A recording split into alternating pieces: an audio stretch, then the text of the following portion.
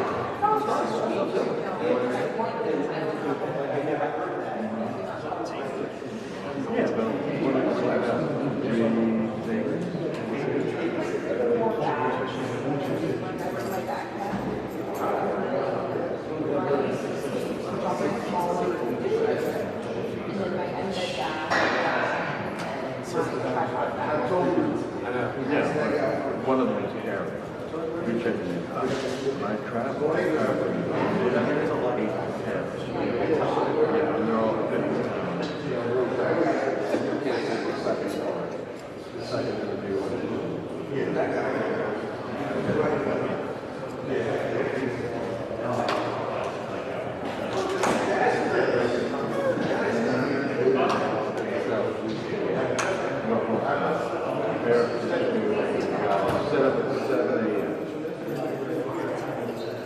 Yeah, another one is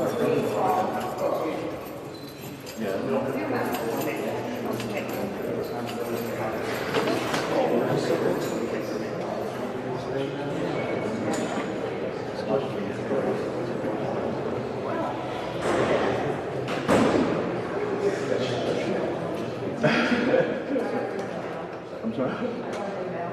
Oh, okay.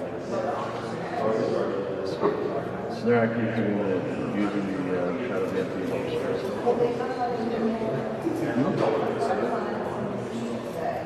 I know, but it's like it's gonna be actually just terrible visual.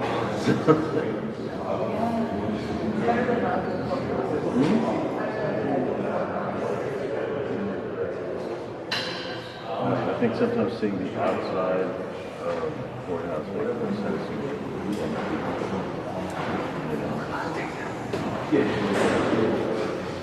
Maybe I should just zero in and make sure it's above the men's room side. Let's see what they say.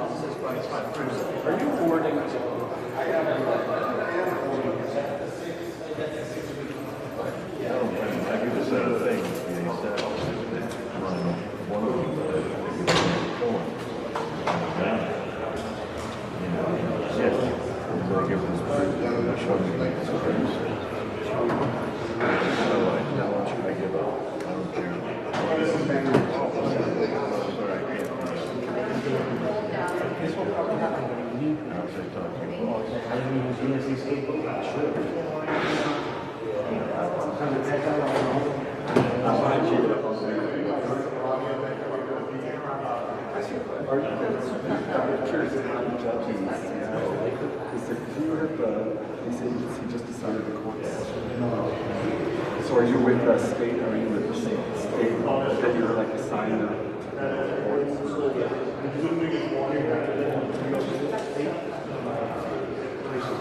Okay. So do you handle the analysis? Like if someone has to be taken in custody or something like that, do you go all that? Yeah, sorry, it's not really. Yeah. Yeah, we don't have we have a county sheriff. Yeah.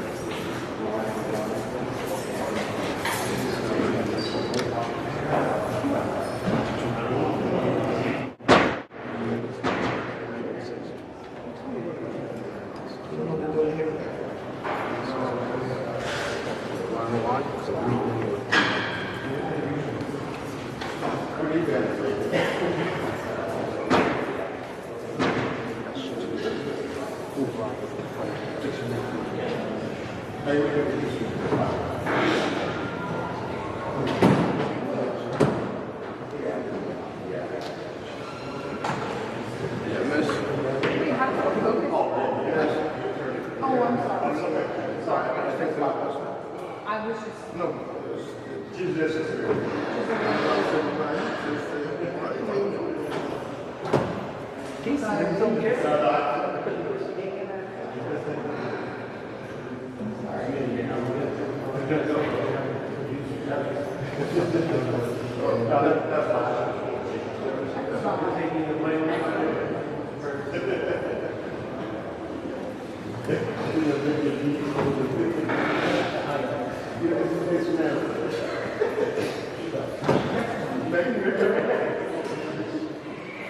Why does it jump?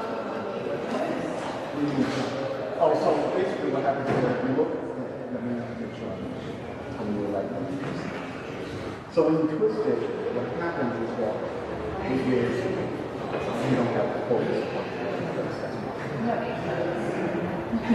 Well, it doesn't. When you twist it, it basically, it enlarges it so you can see the image bigger, so you can focus on the thing.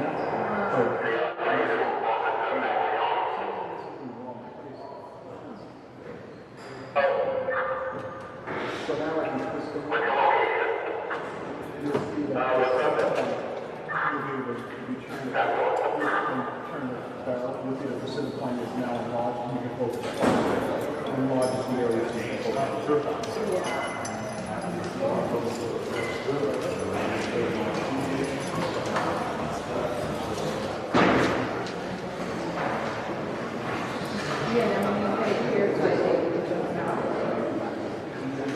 It takes a little getting used to.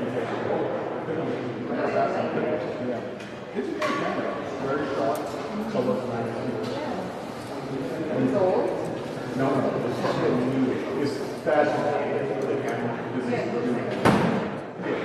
but this is, so I got this whole box.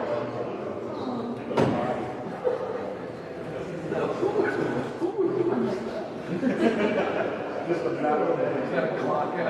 You own your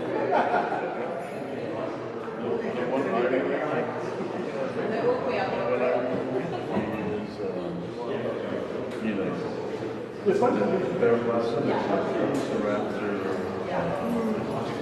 those free workspace and then,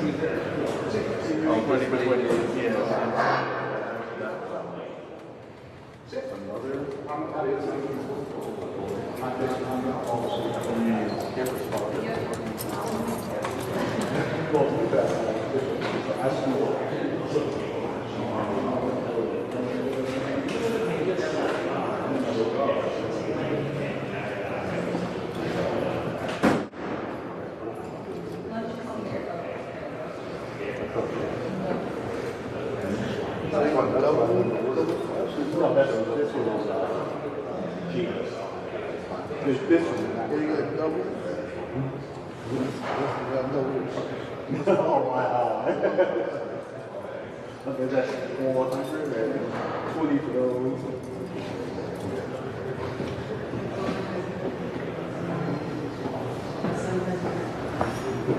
You here next week? Here's a duration. So I'm here usually Monday. Tuesdays and Fridays. See you here Monday and Thursday. Yeah, that was Steve calling me the cruise away. Yeah. Can't imagine. Who's the camera crew next week? Who's the camera crew next week? Who is the camera crew next week? You don't know? They don't know. they'll usually rotate it for everybody, so last week, I think it was CBS. Last week was CBS. Today's Fox. It could either be ABC or NBC. Yeah. Or CNN. CNN started. CNN started. Yeah, CNN has started. Right, so CNN. So I think it's NBC like ABC.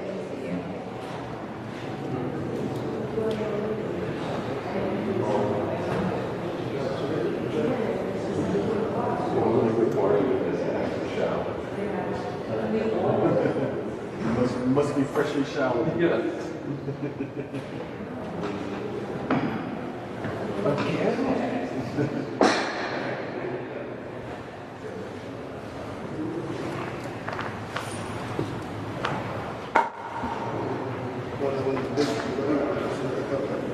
I'm kind of hoping next week, because He's coming next week. And he will walk 2 weeks. I mean, they already have 4 kids. And I was right after that. Michael Cohen. 4 kids.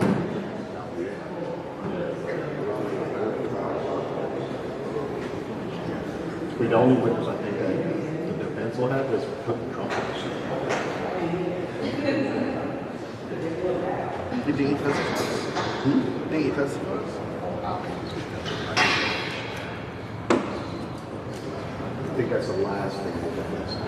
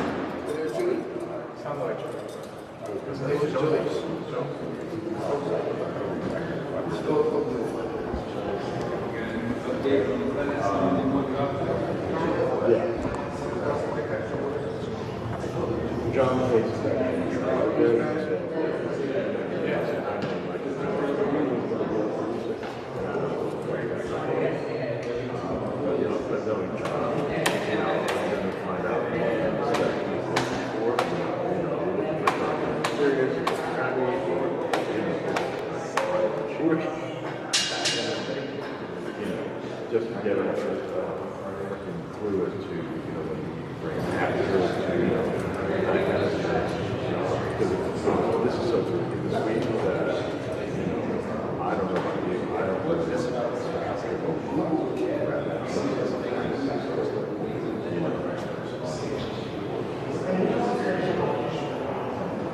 Oh yeah, I'd rather reach out to them. Yeah, but I'd rather reach out to them on Monday or Tuesday, find out. So that I really have time to hear stuff.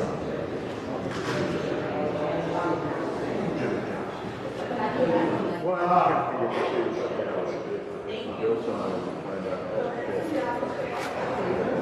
you might be down, maybe we don't. You need something, is it more than jump? You know what I mean? But now, 3 cameras, you know, you don't want to slide it, nothing. No. I want to ask, but I want to talk to him and find out exactly what it is. Because a lot of times I'm first with the lockdown 30 minutes. So I don't think they'll have to slide it unless there's you know, that's give me over what time do you get there?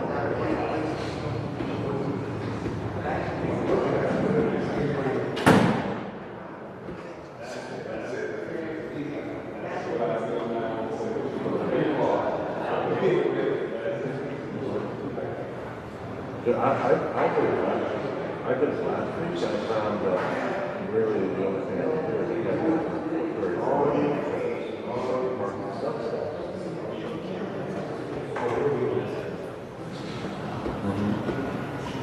Right. Yeah, right behind the fire truck, right? Yeah, good.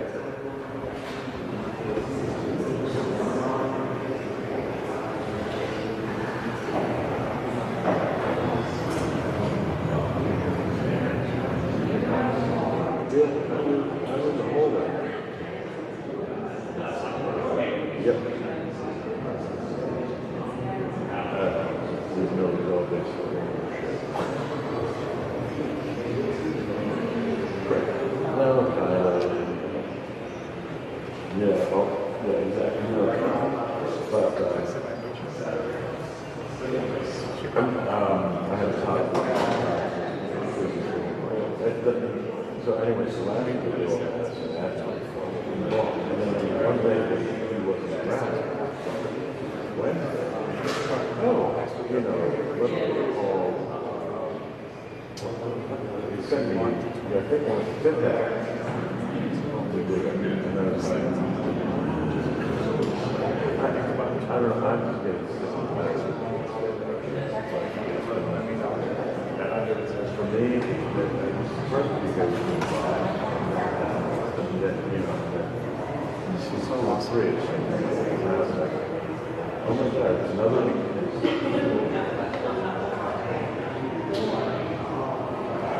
That's the one that still got to work for anything.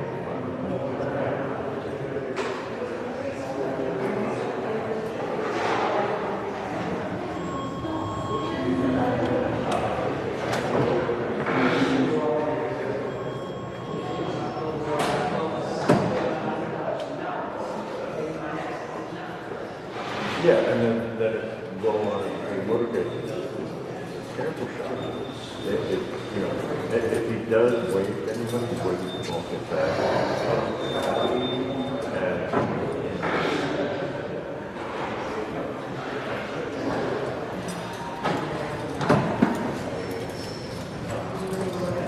No, I part go rather when I sit in my car, it's like, okay.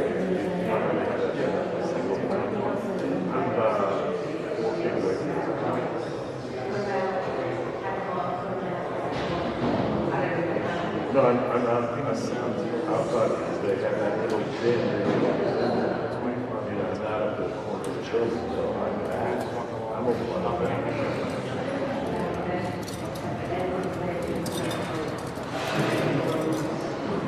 No, I just did a regular size. And originally they came from and when I did it, I told them to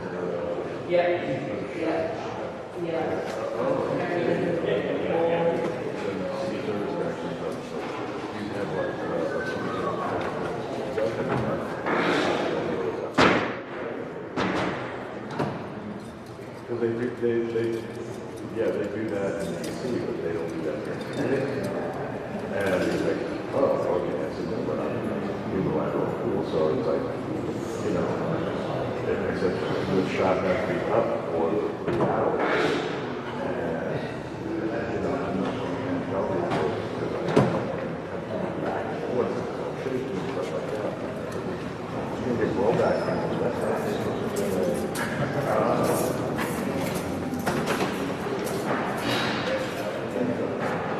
no, I am.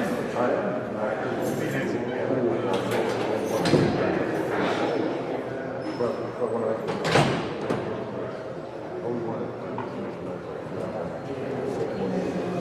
look, there's nobody else here. So just check it out. Right there. Not a cool thing. It's not a crazy music. So they're like, okay, try it.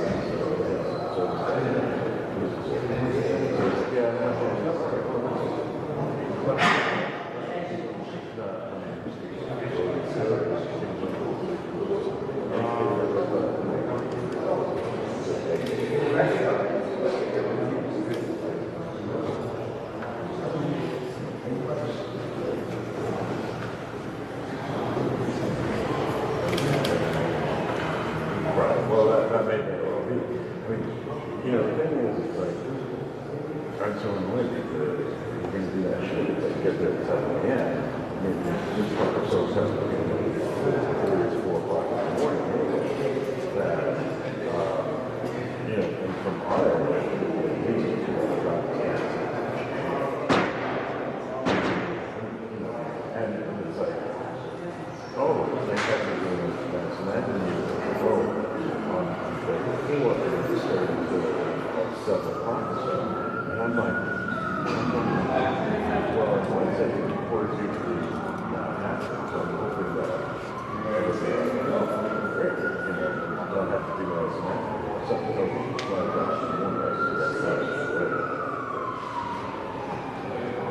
this will be next week. Because I think she said she's still on Monday.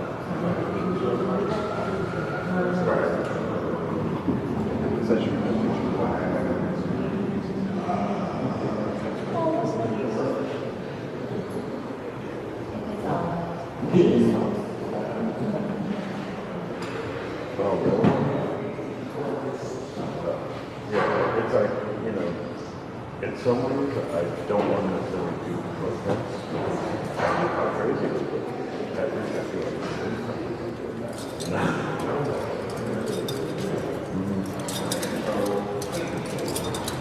let me put it this way. If the protesters are not going to march off the length of Manhattan, then I'll do that. I just, you know, and tell me that so I bring a little camp, but not make a mistake and bring a big camp like they did to me one time. Because, oh, it's going to be with Laura, and it turned out to be Washington Square Park, walk all the way over to like the east side and then back over to the west side. And I'm carrying 400 rolling. It's not what I thought it was. Yeah, so it's like, you know, you tell me the protest, like, you can't talk protest, fine, whatever. If you want to walk, then you got to tell me.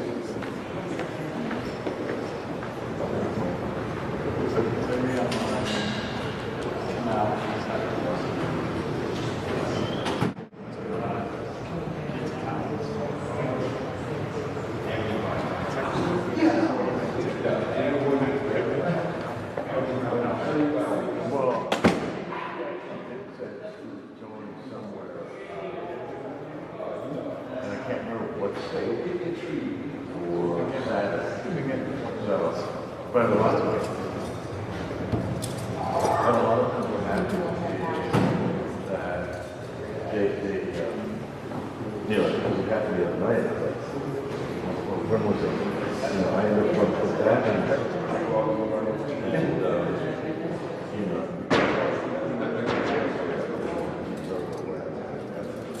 Motorcade there this morning. Top.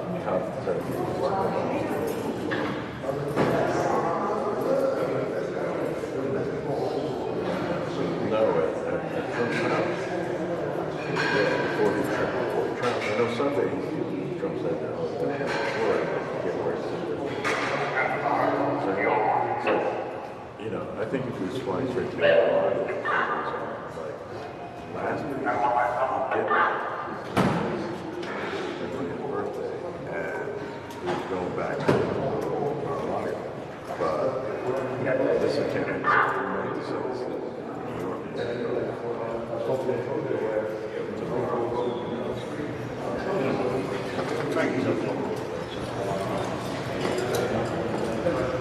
The campaign, he's going to Florida on Sunday. He's going to be somewhere else on Monday. I just can't remember where he said he was going. Saturday, yeah. Thank you. Yeah, Saturday. Hold on 1 second. Hey, Deidre, where did Trump say he was going to be on Saturday?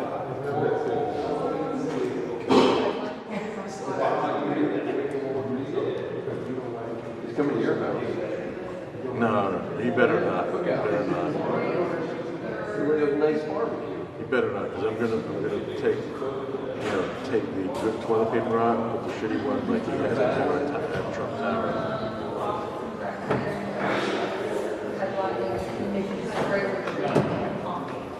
Oh, he's gonna go to home on Saturday. Okay. Yeah. So. Okay, so he might be at home. So you want to go down? He might come out. Right, but you know, it could go either way. Awesome. Deidre, I'm on the phone with Frank Marola. He's like, Frank Marola. We're doing the Manhattan stakeout. And so he's like, do we know if Trump is going to go straight to the airport?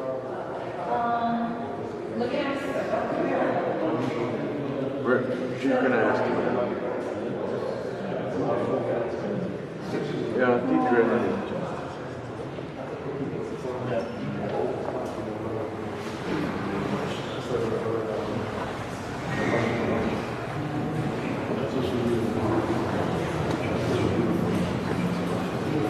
Right.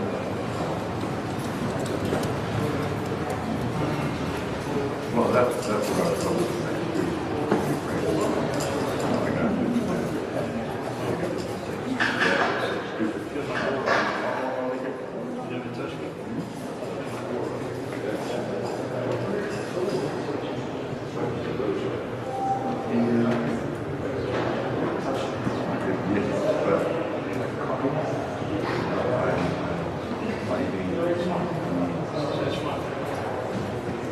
I'm dead serious.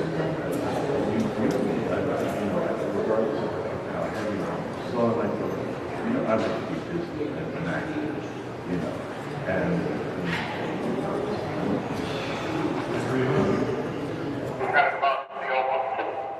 well, that's the only first thing is like I'm leaving, getting to 4 in the morning and getting out the door.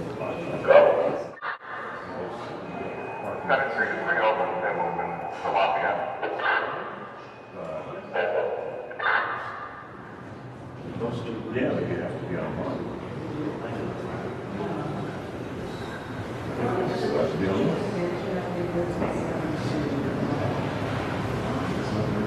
Correct. This is a March correct. So, there's almost still here.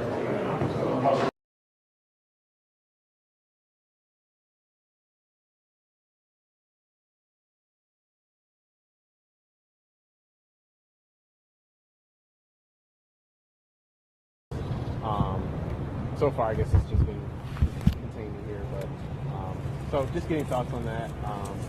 Today you had a ceremony? Yeah. Okay, and then it's tomorrow another? Yeah, tomorrow's like the big one. The big one, okay. All right. Is that going to be at the big house? Yeah. Okay, all right. My year, I graduated, we had it on the Diag. It's when they were building, they were renovating the big house. Okay. So they couldn't have it at the big house. They had to have it out here. So, okay. That was many years ago. First question for you. Your name, your first name, right? Kobe Siegel. Okay, will you spell it out there? COBYSEGAL. Okay, all right. congratulations. Thank you. Thank you. And you can tell me, obviously you're a student here, so you've seen what's been going on here. Your thoughts on this? I mean, it's been very peaceful. I mean, they're intense. There hasn't been any like disruptions that I've seen so far. Your thoughts on so it hasn't gotten to the point where they've disrupted any ceremonies, at least as far as this weekend is concerned. Would that be, if that were to take place? I know you support the cause, but to what extent, if they were to move it outside of this to any ceremonies? Well, I mean, I've seen people at the ceremony have like worn like the keffiyehs or like things with like Palestinian flag on it. So I think that's cool. I don't know if they will disrupt the ceremony. Personally, I'm not sure how I would feel about that. I don't know if they will, but bottom line, I whether or not they do, I support the cause.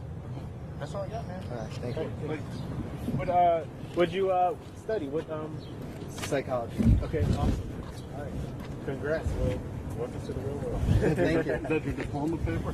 Well, it's fake one, but yeah. Okay, all right. I'm just from Yeah. Awesome. Right, thank you guys. Yeah, thank you.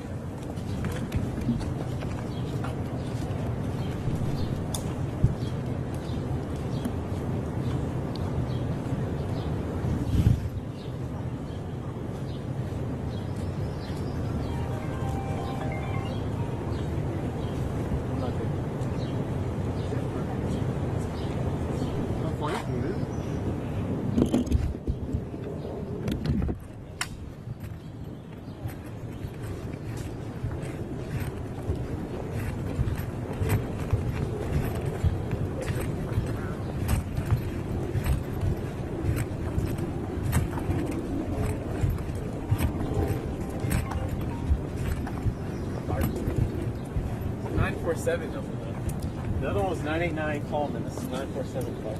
Damn. Hello. Hello.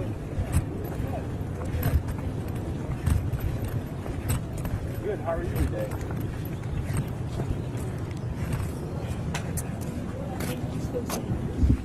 Try to shoot them. Okay.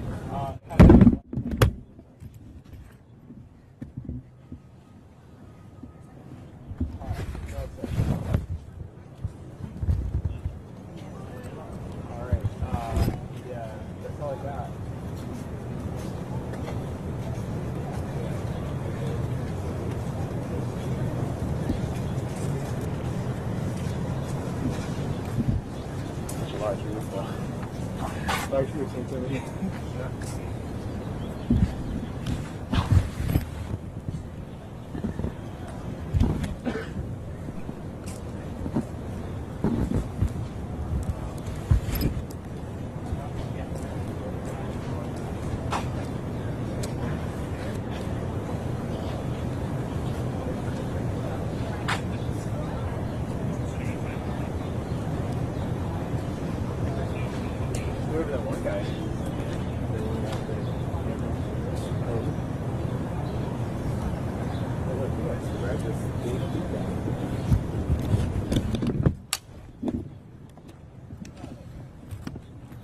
We got one person that counts.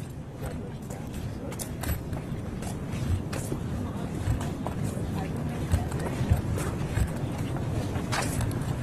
Very good. I've been working with for Dad, give me your phone. It's near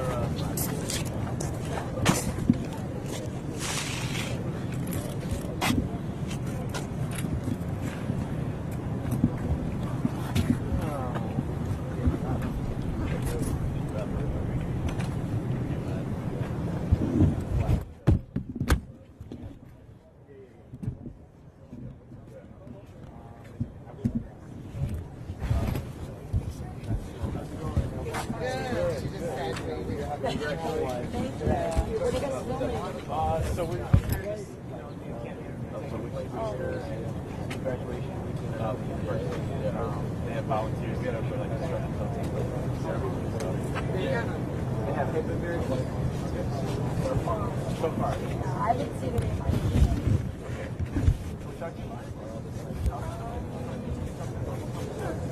no, probably not. She's in between stuff. She's got so many like Thanks, though. 3 graduations. So yeah, I can talk with you. 30 seconds. Okay. Thank you, though. Sorry. You're so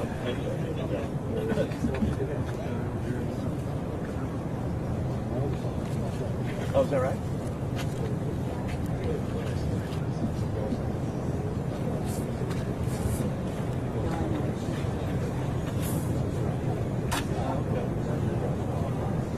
Oh, really?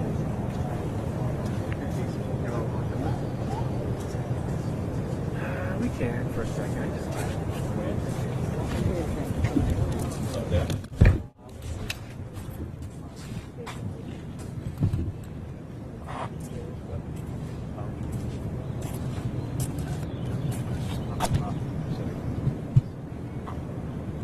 Good. I mean,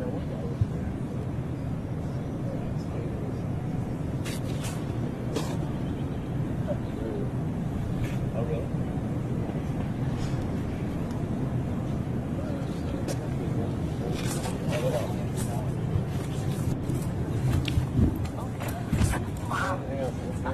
Really, they're sitting?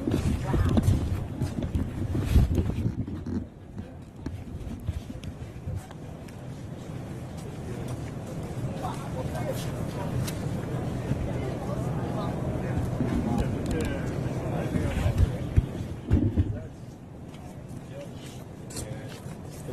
The language barrier. Speaking to me.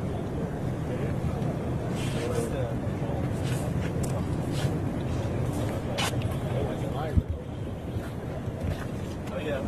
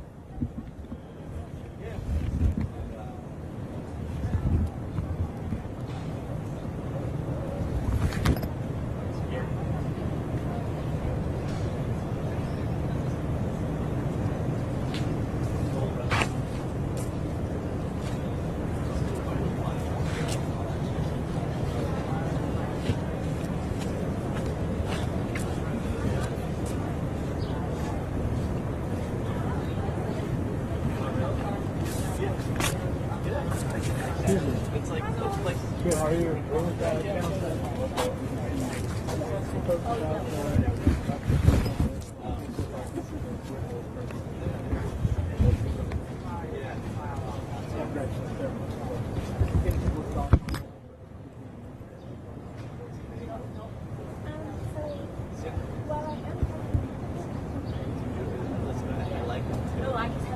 Oh, okay. it's one sandwich. Yeah, they're working. Okay, I didn't know you were part of that. And it's like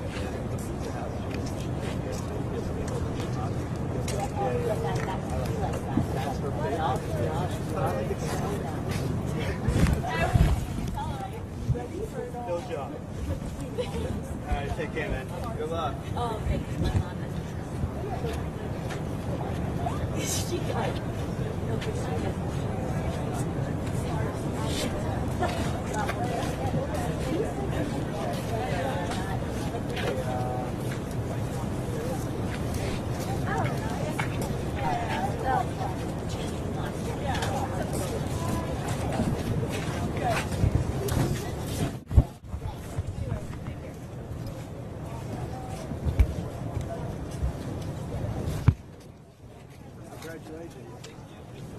Question for you. I'm good. You good? All right.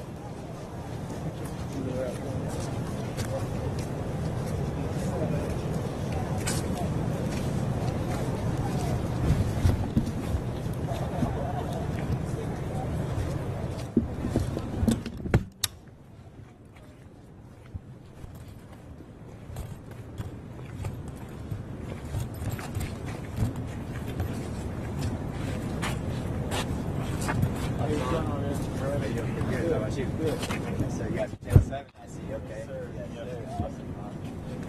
Is it going to be on TV later? That's the goal. Okay, yeah, I'm looking it up.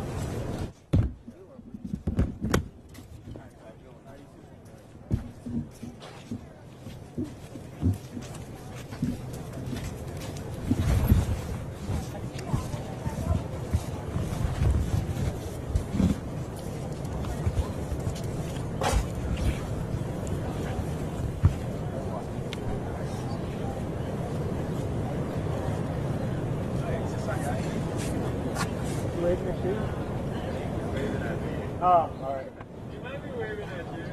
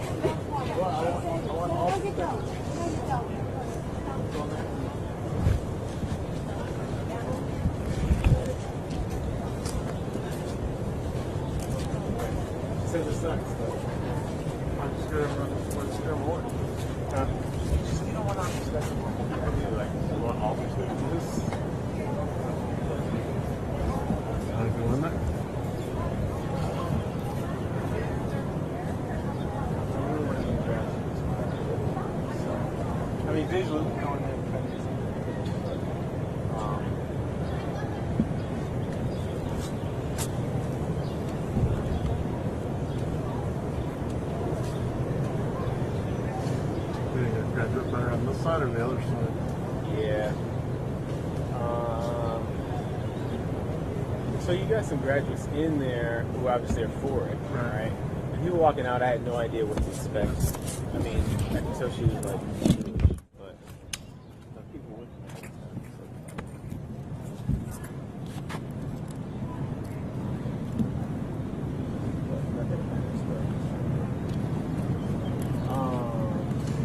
I think if I get graduates who are in there, they got that right there. It's like it's the same as getting. I'm spokesperson for the people. So I thought they were just walking through observer, which they probably were.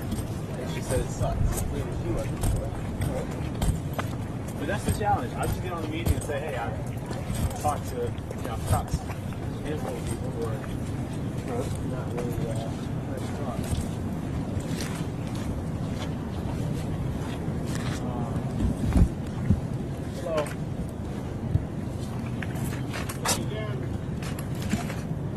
Hey, how's it going?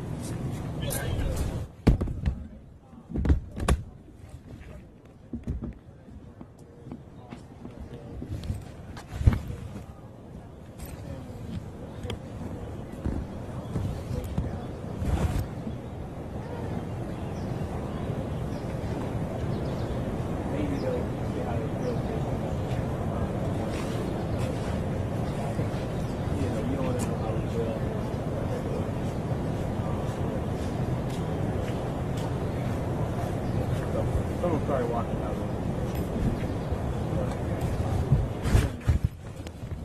I did get one person in the graduation now.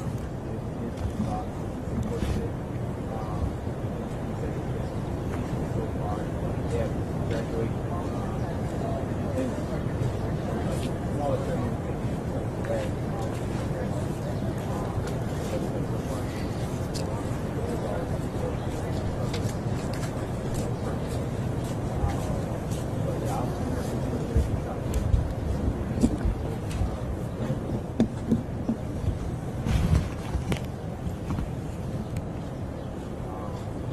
So this group here right now is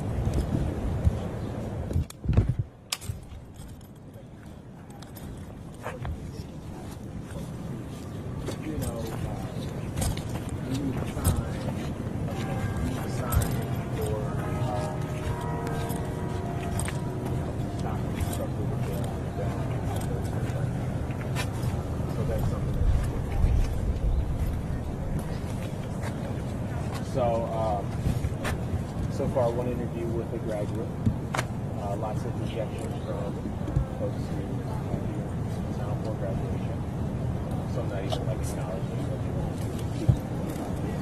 And then waiting to get someone from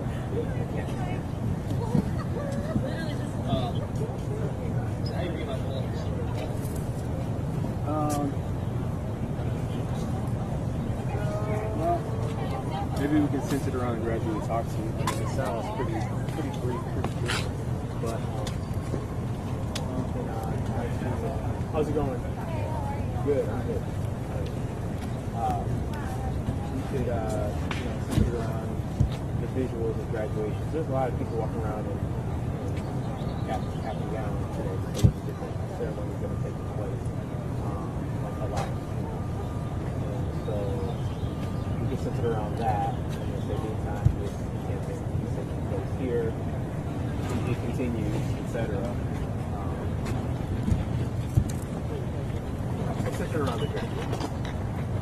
And hearing from the folks here about what they're doing, what they're trying to do as well.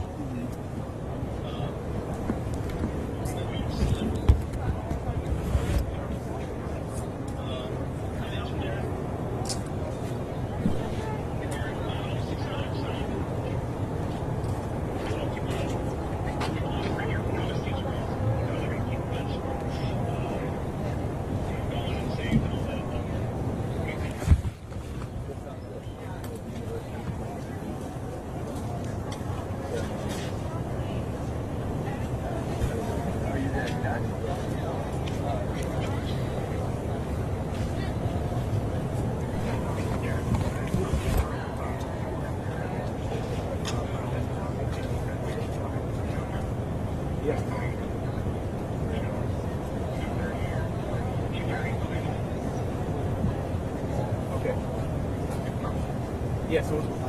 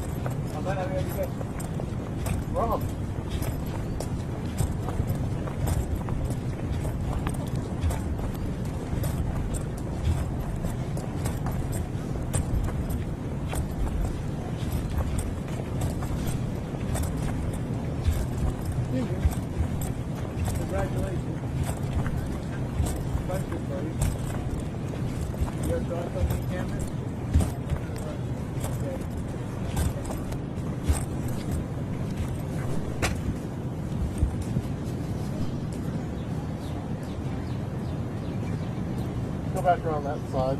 All right. We'll walk the mile real quick.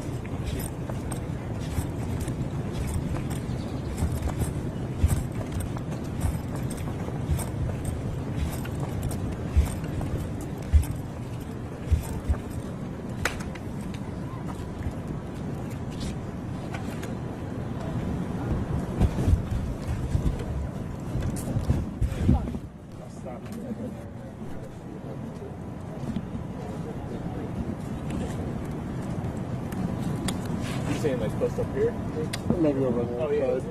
Right about that side, maybe. Something about it.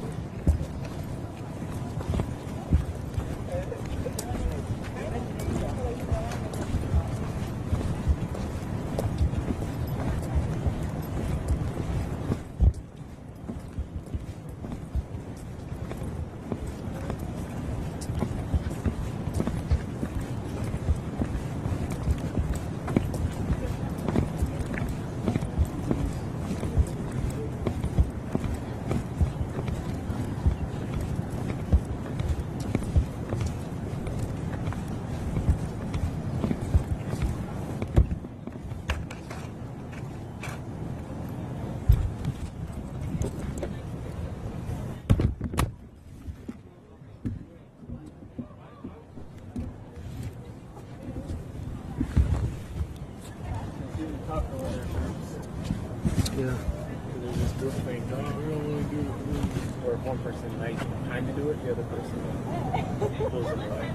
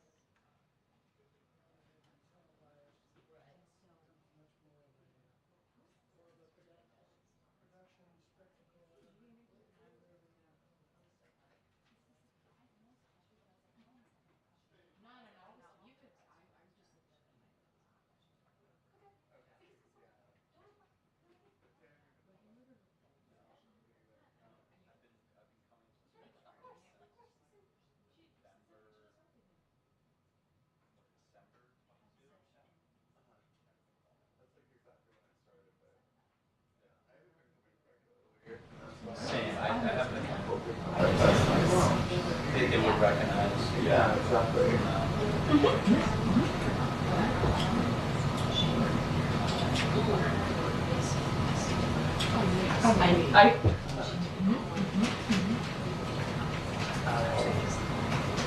Right, right.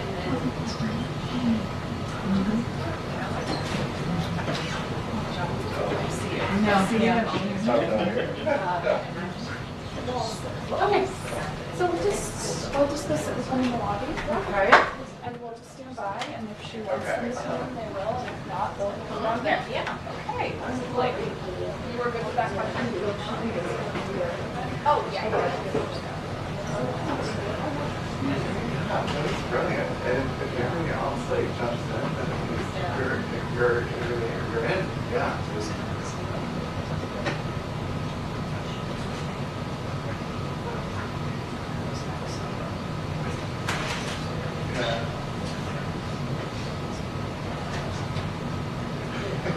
Right.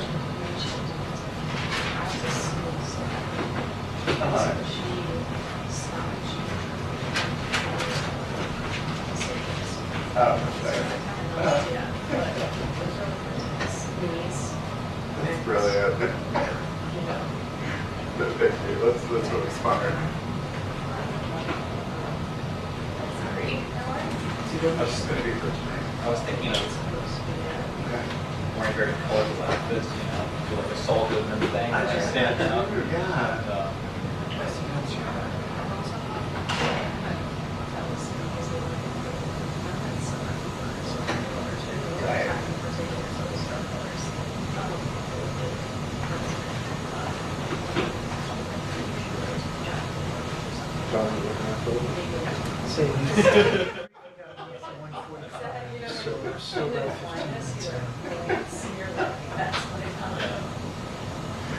Oh God, it's so funny.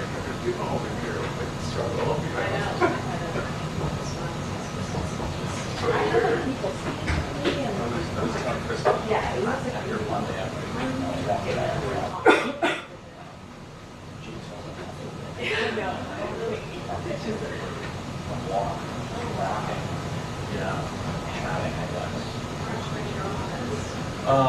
It's on 1850K, so it's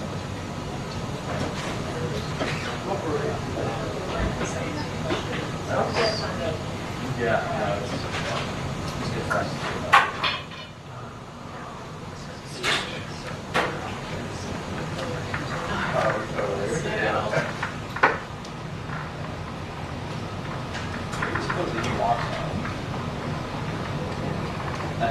They were perfect. They were beautiful. Imagine the colors today.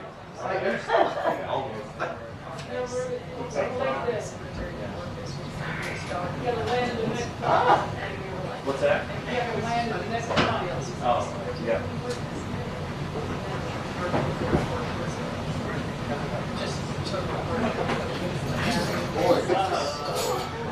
How are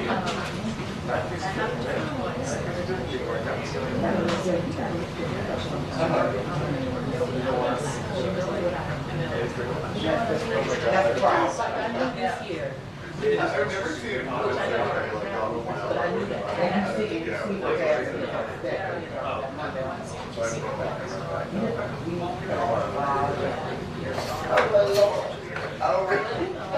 Sherry? Yes, sir. Lunch is there. Yeah, I don't. It is very strange. Who called me? Oh, what's your Get with me just to get with me, not just because, you know, right.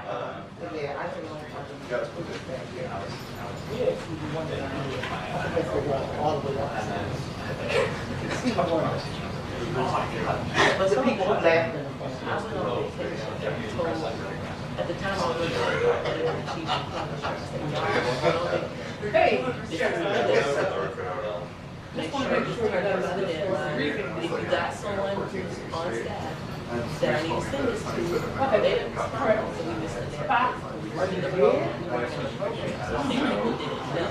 Yeah. Yeah, we missed the deadline. Typically, they would be sold out the first week of the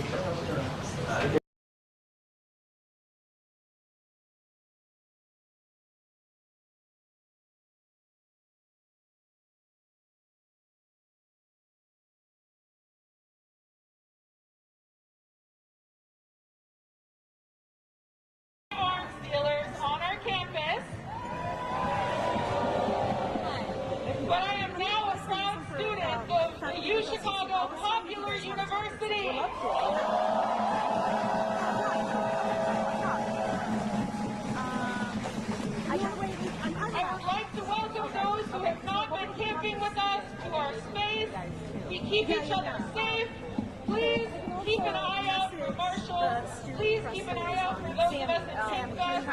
We are here to support you and keep you safe.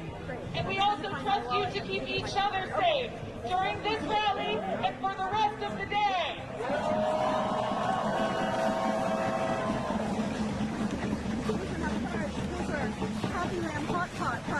This morning we received an email from Paul. And Paul seems to have forgotten the reason that we are here. So let's remind him. Thank you, I appreciate it.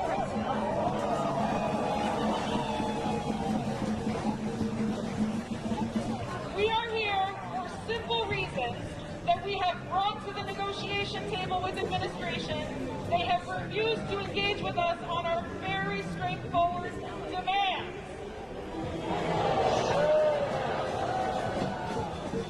I'm here to ground us in those demands before some more chanting and some wonderful speakers for this rally.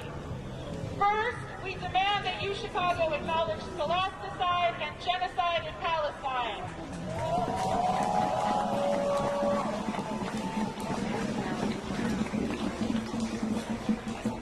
Then, we demand that the University of Chicago divest from the Gazan genocide.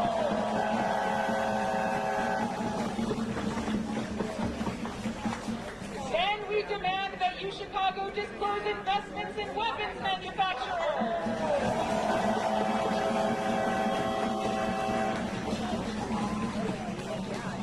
And then we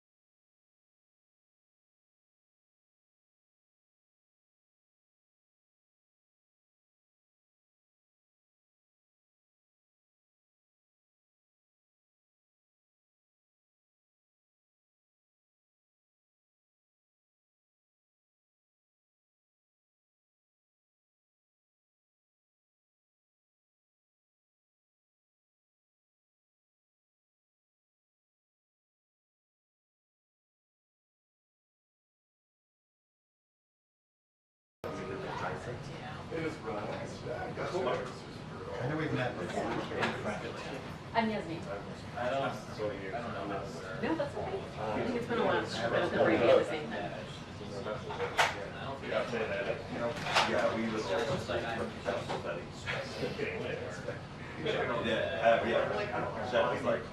was sitting on the speaker watching the group and Jeff was like, bon, je crois que c'est, Even though that's like counter to the this is cute really nice. This is what I'm saying. Like, it's always done, like me trying out. It's always done. Yeah, so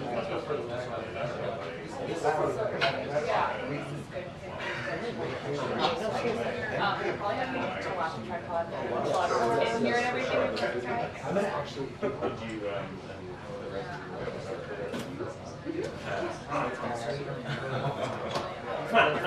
so fun. Yeah, I think so. Tingle in my hair.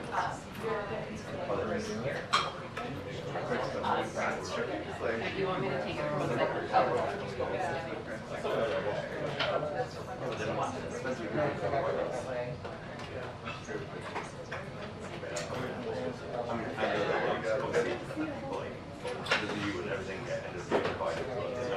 Is that better? Yeah. No, it's for my child. My child.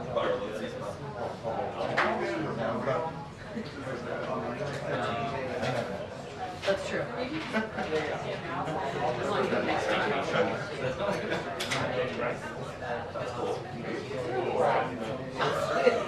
My name is Joy, but don't make public. I hate that. It's like, oh my God. Oh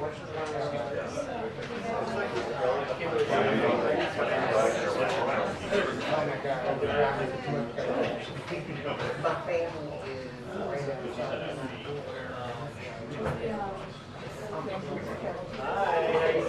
get off.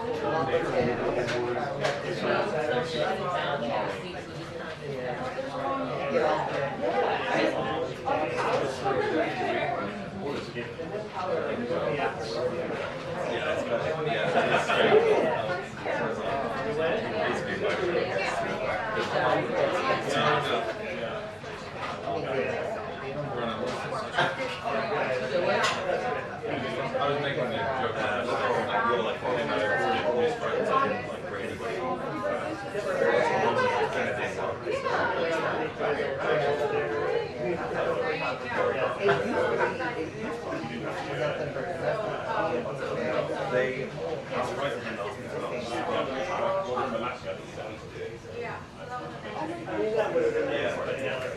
well, they were like somebody like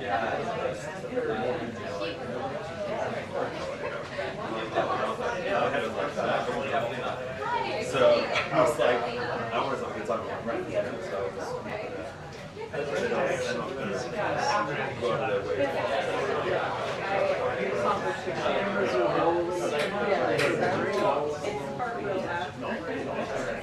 Yeah, I mean, they did cover it, but it's just like, you know, taking inspiration from it, and also like a,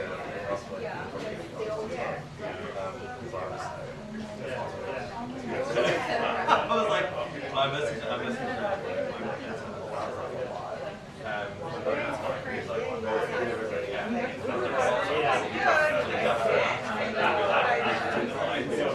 Is it? Yeah. I'm going to be like, okay. So I'm just like, I remember that. Yeah.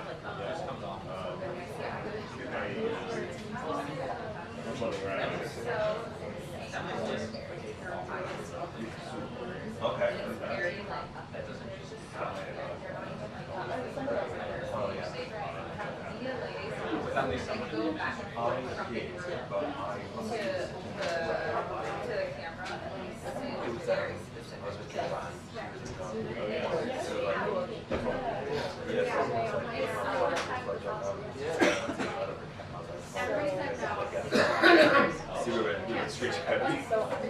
So,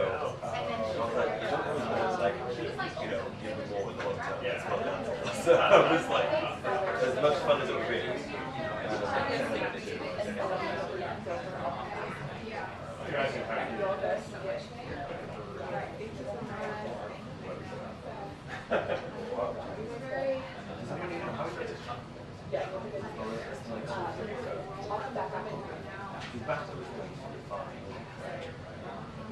Remember, we was doing it. Okay, right. Yeah, I know. Might be hungry. Yeah.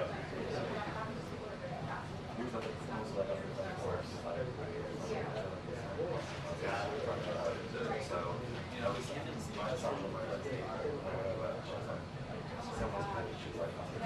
so like, escort us through all the tapers.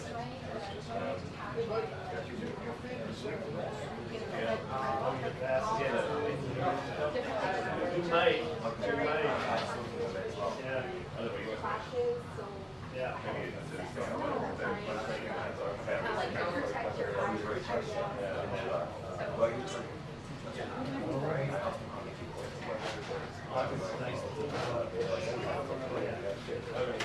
How's it going, President?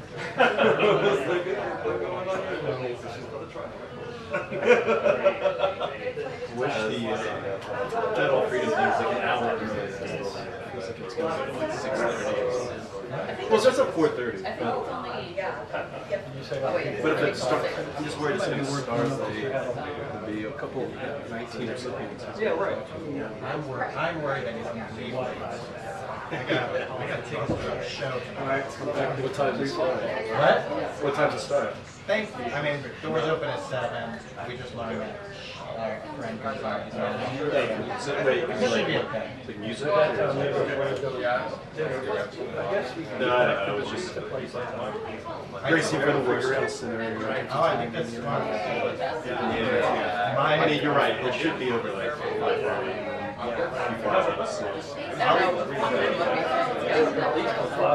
That's true. I will be shocked if it gets out of here fresh.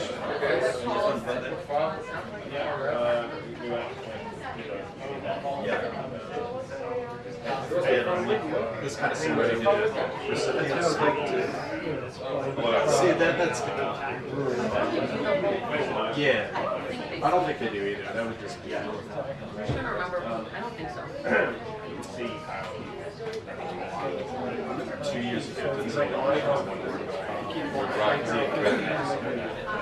you remember that? Because he was one of the. He was like the big Wilmington trip. all his Democratic.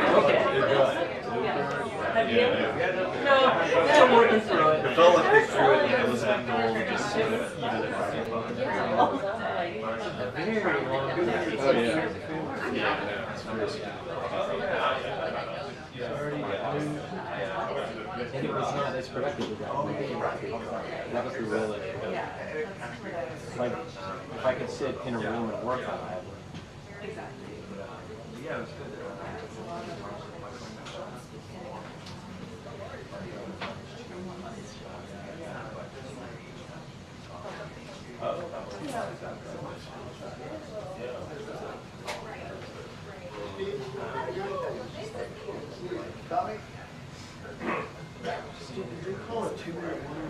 No, I'm just optimistic.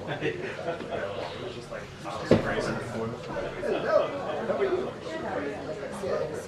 Did you make Josh go? Oh, He's part of the problem. One of many, to be clear. One of many parts of the problem. Hey, Glenn, good to see you.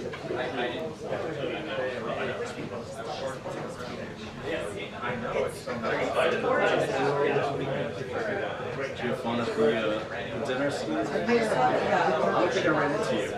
Well, some of the people. Yeah, like, I thought it was good. Yeah, right? Yeah.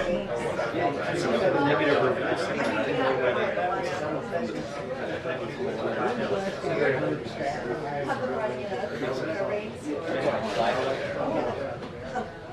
Did you go to any parties after? Sorry. Yeah. Well, it's so late. I went to the Swiss embassy. Took advantage of the refreshments.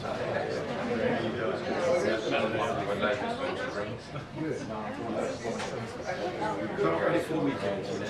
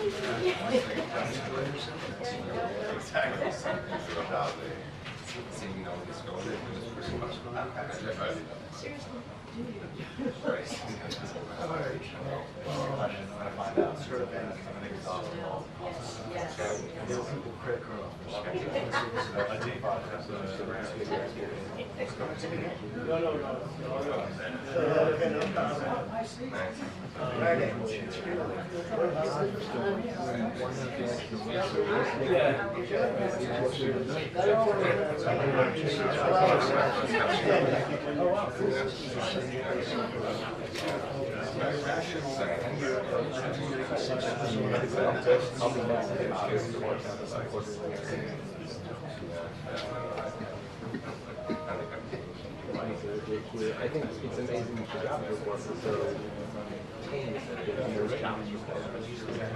Well, such things. 5,000.9% of unemployment, but it only took by like 0.3%. So like it's just like it's like one of those like decent performance things. Yeah, no, I think.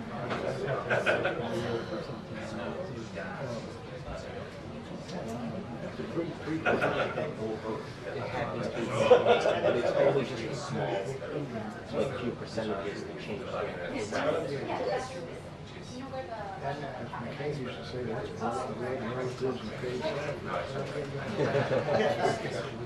Good luck.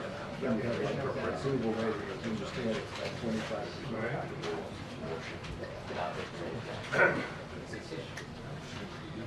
One's in Arizona. Oh, he's speaking up in the Kansas district, so.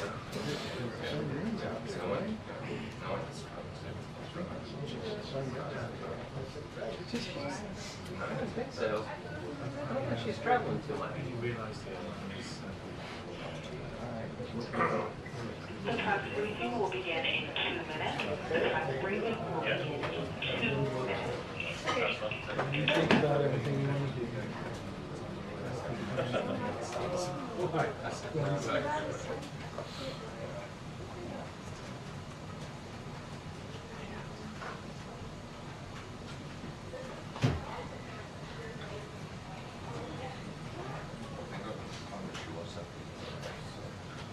She might have done something on theirs on the wrong. Briefing starts in 2 minutes. Oh, interesting. And I guess she is out there.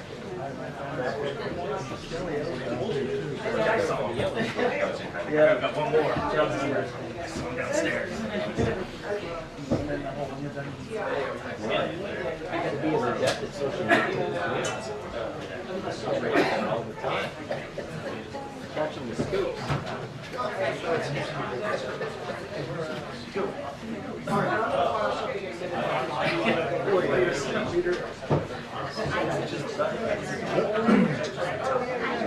you doing? That's right.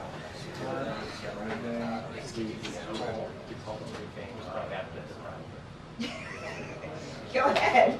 Thank you, Doreen. That's your job. It's a lot of power. Less than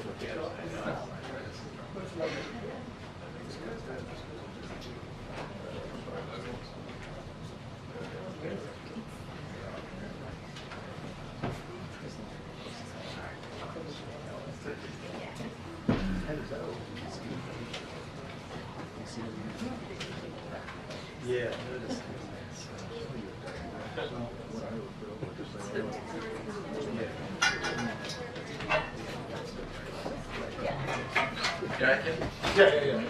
Yeah, I don't see anybody yet.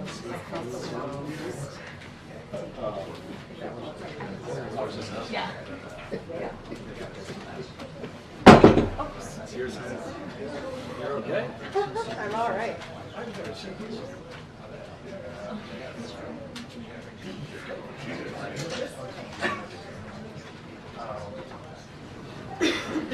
Uh-oh. Not that guy.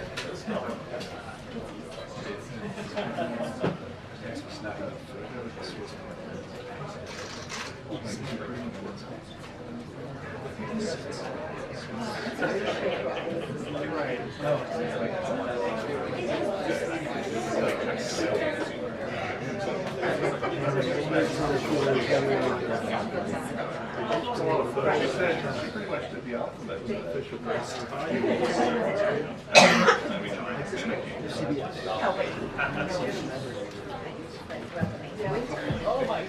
Oh my goodness, I wonder why. Good afternoon, everybody. Happy Friday. Don't say things don't get exciting in here sometimes. There's no introduction that really is needed here. I have a special guest, as you can see. Mark Hamill has decided to join us on this wonderful Friday, and I am really excited to turn it over to Mr. Hamill. Here we go. Okay, how many of you had Mark Hamill will lead the press briefing on your bingo card? Hands? Yeah, me either. And look, I just got to meet the president, and he gave me these aviator glasses. I'm telling you. I love the merch. Love it all. But listen, I just wanted to say I was honored to be asked to come to the White House to meet the president, the most legislative successful president in my lifetime. And, you know, I don't have to go through the list, the bipartisan infrastructure law, the PACT Act, the CHIPS Act, all of that, inflation, 15 million jobs. Look, it's all good. I mean, I was really thrilled to meet the entire staff because, you know, it's not just one person. It's like a composite endeavor. And all these people, my goodness, you know, I mean, I have no idea. I had no idea just what went into what is on his plate on a daily basis. So that's pretty much it. I'm open to questions, although no Star Wars questions, please. But I want to say once again how grateful I am, and it just shows you that one person can be so influential and so positive in our lives, and again, thank you so much. And Peter Baker, I loved your book. Yes. Wow. Thank you, Mark Hamill, for being here. What did you ask? What did you talk about with the president? Well, first of all, I only expected to be there for like 5 minutes. He showed us all these photographs, and you know, it was really amazing to me because, you know, I was invited to the Carter White House, and I came, and then I came to the Obama White House. But I never was invited into the Oval Office, and it was a large gathering. So this one was really extra special. All right, sir. So, yes. Can Biden bring up Star Wars too, sir? Well, you know, I called him Mr. President. He said, you can call me Joe. And I said, can I call you Joby-Wan Kenobi? He liked that. But listen, I'm not really here to dominate. I have to turn it back over to our wonderful Press Secretary Karine Jean-Pierre. So thank you all so much. Thank you. All right, thank you. Thank you. Okay. Thank you so much for being here. I got to get those shades. Thank you, guys. Thank you. No one ever claps for me when I get off the podium. I'm just saying. I know, the unexpected. Expect the unexpected. I don't even know where to go from there, but I do have, now I feel very by myself. Let's let the team come in. Thank you. Thank you, Sam, for joining. Sure. All right, okay. I do have a couple things before we get into, turn it into some serious business and take your questions. Thank you so much for indulging us today. We thought that might be a nice thing to do for you all to see Mark Hamill as he was here, as you just heard, visiting with the President Biden, here today. So today marks World Press Freedom Day, an occasion that highlights the importance of a free press, both of our democracy here in the United States and for our societies around the world. From exposing corruption and human rights abuses to covering communities and conflicts the world over, journalists risk their lives every day in the pursuit of truth, In a statement this morning, President Biden reaffirmed his commitment to support and take action in defense of media freedom. The Biden-Harris administration has already launched a robust government-wide campaign and built a coalition of countries to counter the proliferation and misuse of commercial spyware, which has been misused against journalists, and continues to provide legal and other support for media who face persecution around the world. The president also called again for the immediate, unconditional release of all journalists who have been detained around the world, including the Wall Street Journal's Evan Gershkovich, Radio Free Europe Radio Liberty's Alsu Kamashiva, and of course, Austin Tice in Syria.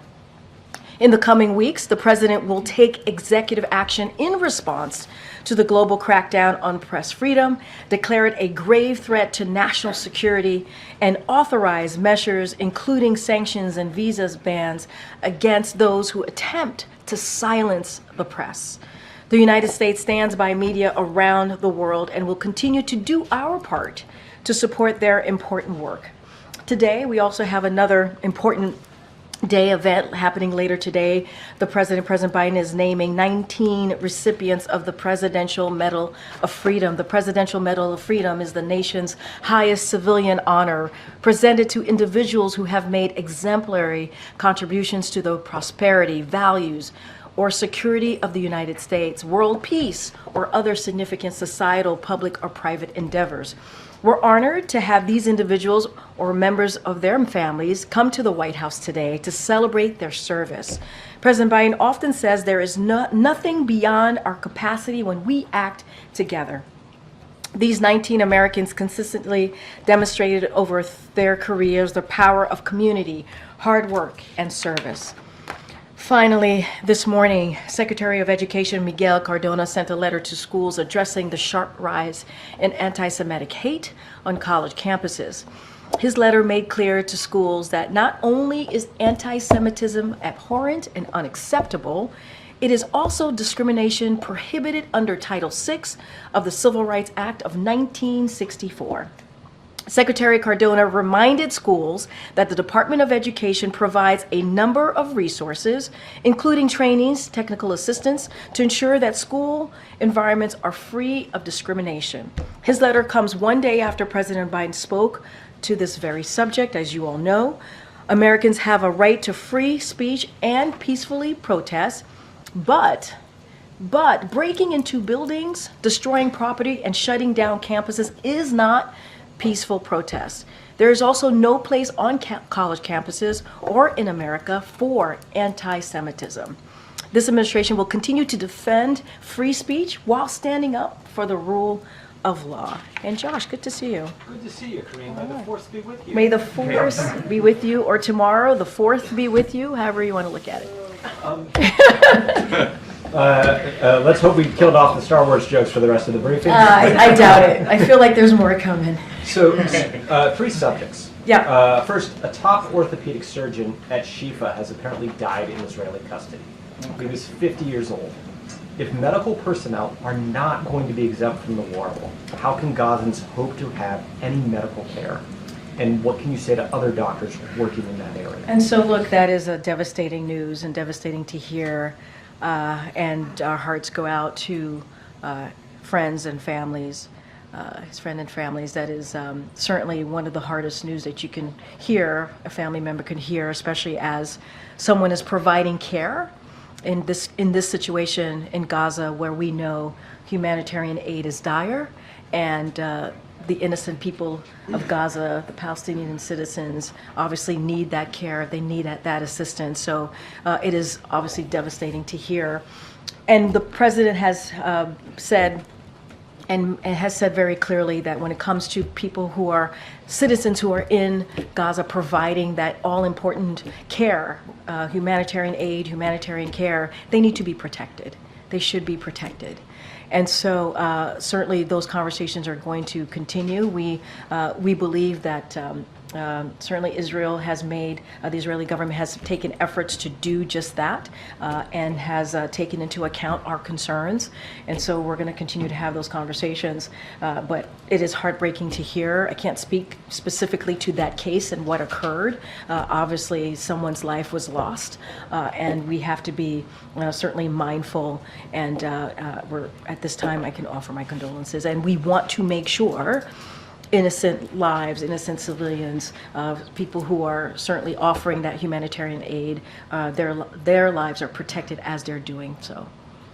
Secondly, what can you say about reports that Israel has briefed the administration on its efforts to evacuate civilians before a Rafah invasion? So what I can say this, and we've been pretty clear, we haven't seen a comprehensive plan, as it relates to their thinking on the Rafah operations. We have been also clear that of our concerns of any major operations, military operations into Rafah, we have said, and you all have heard us say, there's more than 1 million Palestinian civilians living seeking refuge in Rafah, and we want to make sure that they are their lives are protected, And so that is important, and we want to continue to have the conversations that we've been having with the Israeli government. As you know, those conversations have been led by the National Security Advisor, Jake Sullivan. He was just here last week, as you all know as well.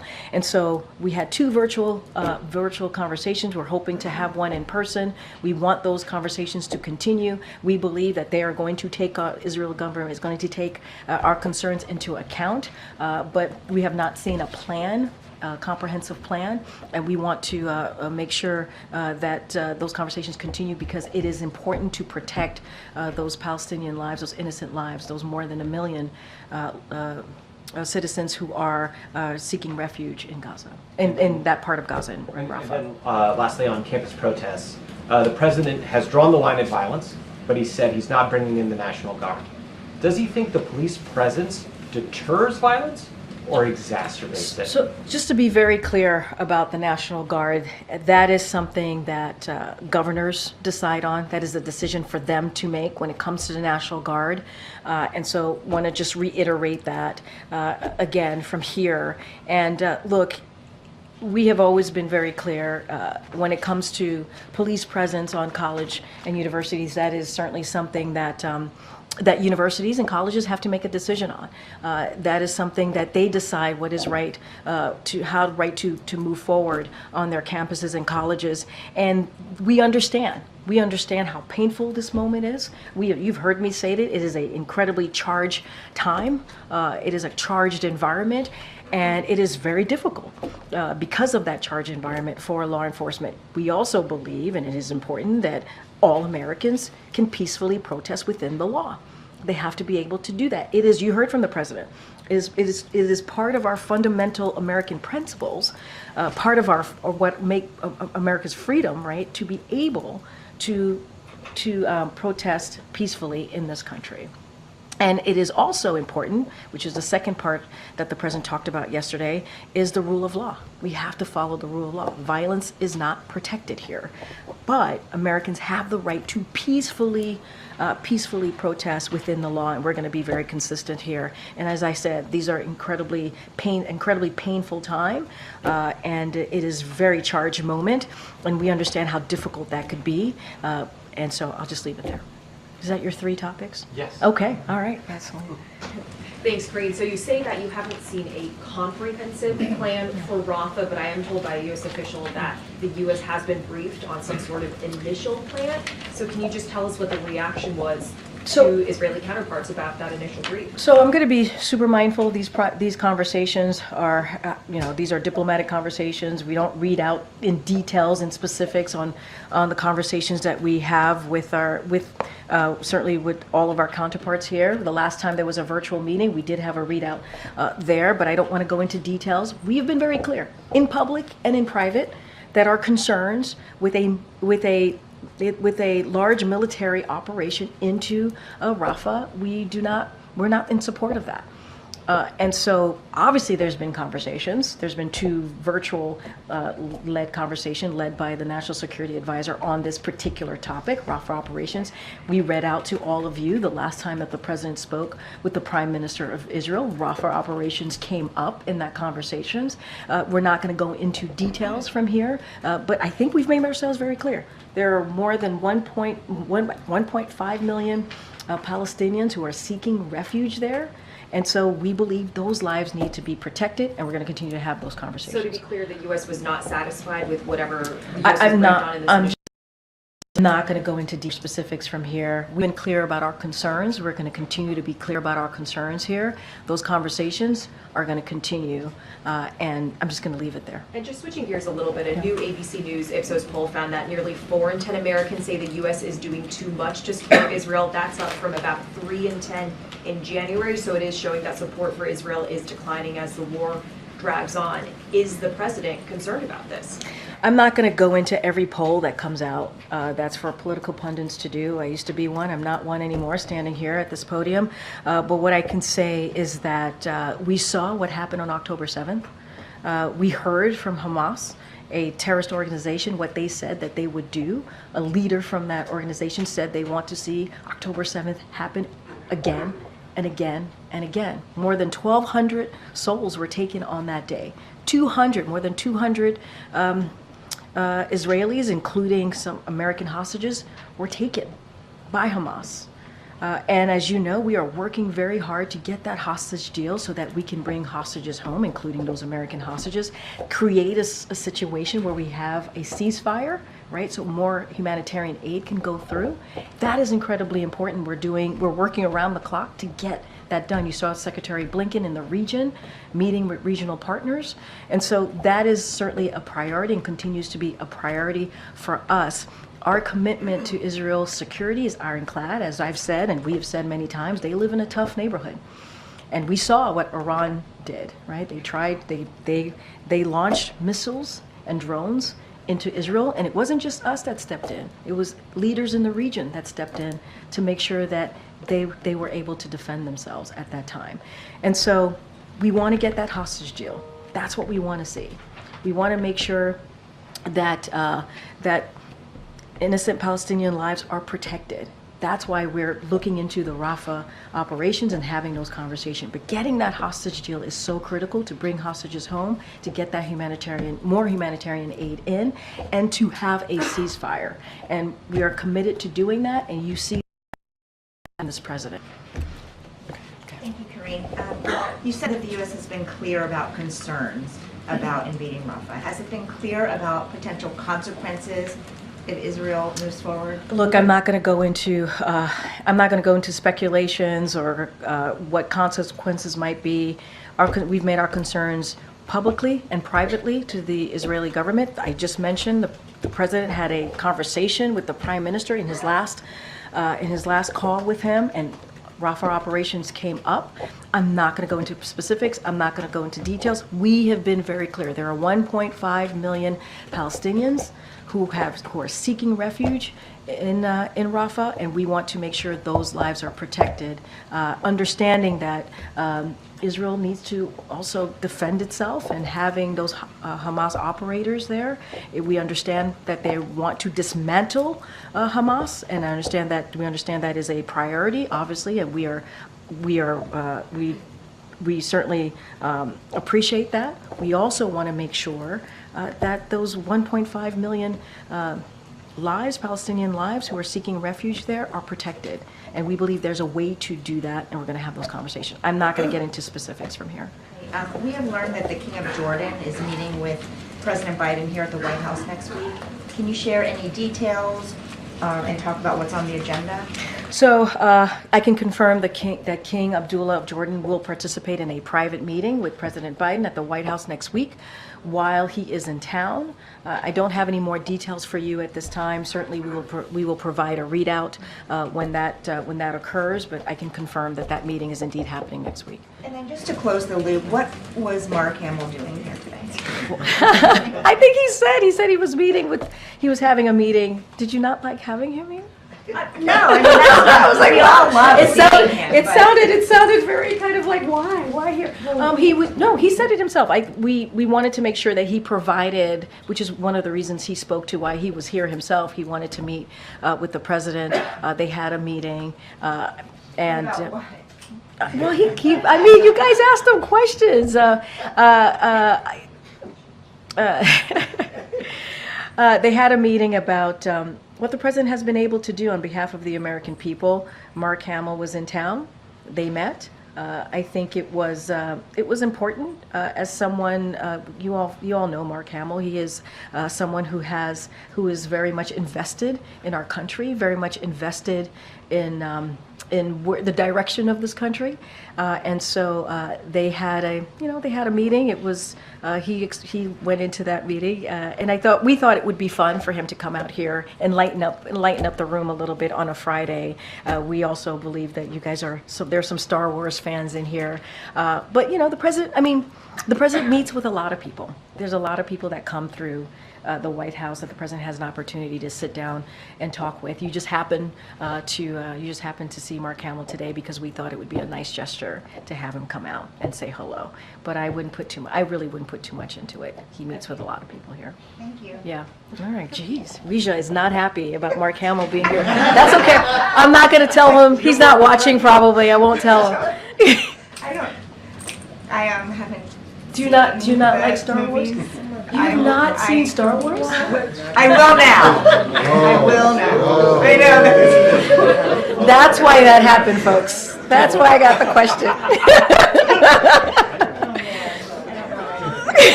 I'm gonna watch. She's not alone. Oh, there's more. Wow. All right, I'm going to let that go. Let's continue. Oh, thank you, Gabe.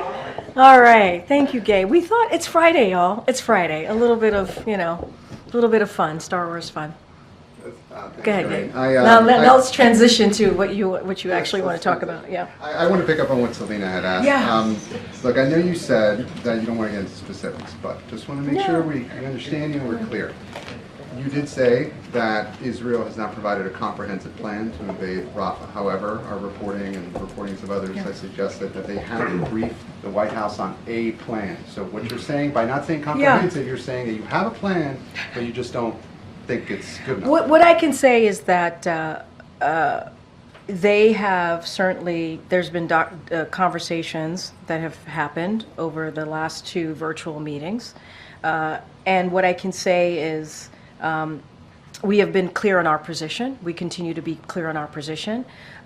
We've expressed our concerns with a major ground invasion in Rafah. We've been very clear about that, which would have significant risk against civilian casualties. And outlined an alternative course of action. We have done that for them, outlined an alternative course of action for Israel to dismantle Hamas. So you could imagine, that there's been some back and forth on that. And so, we believe Israel will take our concerns on board. They will take our accounts into consideration as they plan their next operations. And so we'll continue to have these conversations. We'll continue to have these conversations. Could this be a tactic on the part of Israel to try and pressure Hamas to take the field? That's literally something for Israel to speak to. I cannot speak to their tactics. I cannot speak to their plan. I will say and reiterate that we are working very hard to get a hostage deal, obviously. And actually, what I will say is the Hamas has that deal. That is on the table. They need to take that deal. And you've seen us be very clear about that. You've heard from the Secretary Blinken this week, and so we need that hostage deal so that that could lead us to a ceasefire that can get those hostages home, including American hostages. And so we think it's important to get that done. But there is a hostage deal. It's on the table. Hamas needs to take it. On a separate topic, well, sort of similar topic, but. Yep. One of the recipients today of the Presidential Medal of Freedom will be Congressman Jim Clyburn. He had some comments earlier today where he agreed with Senator Bernie Sanders' assertion that the Israel-Hamas war could be President Biden's Vietnam. What's your response to that? So, look, a couple of things. I want to be super careful because that's kind of leading into a campaign space. So I want to be really mindful on what I say. And a couple of things that, I did think through on those, on this, knowing we probably get this potential question. Look, Joe Biden ended the longest war in American history and just succeeded in convincing both parties in Congress to make crucial investments in our national security in Ukraine to help ensure we won't be drawn into conflict in Europe. And that is the president's leadership that you have seen, right? And that is one of the reasons he's been able to bring NATO together in a way that we have not seen before. And obviously one of the reasons we had to do that is because we had to make sure that Putin didn't succeed. He didn't succeed.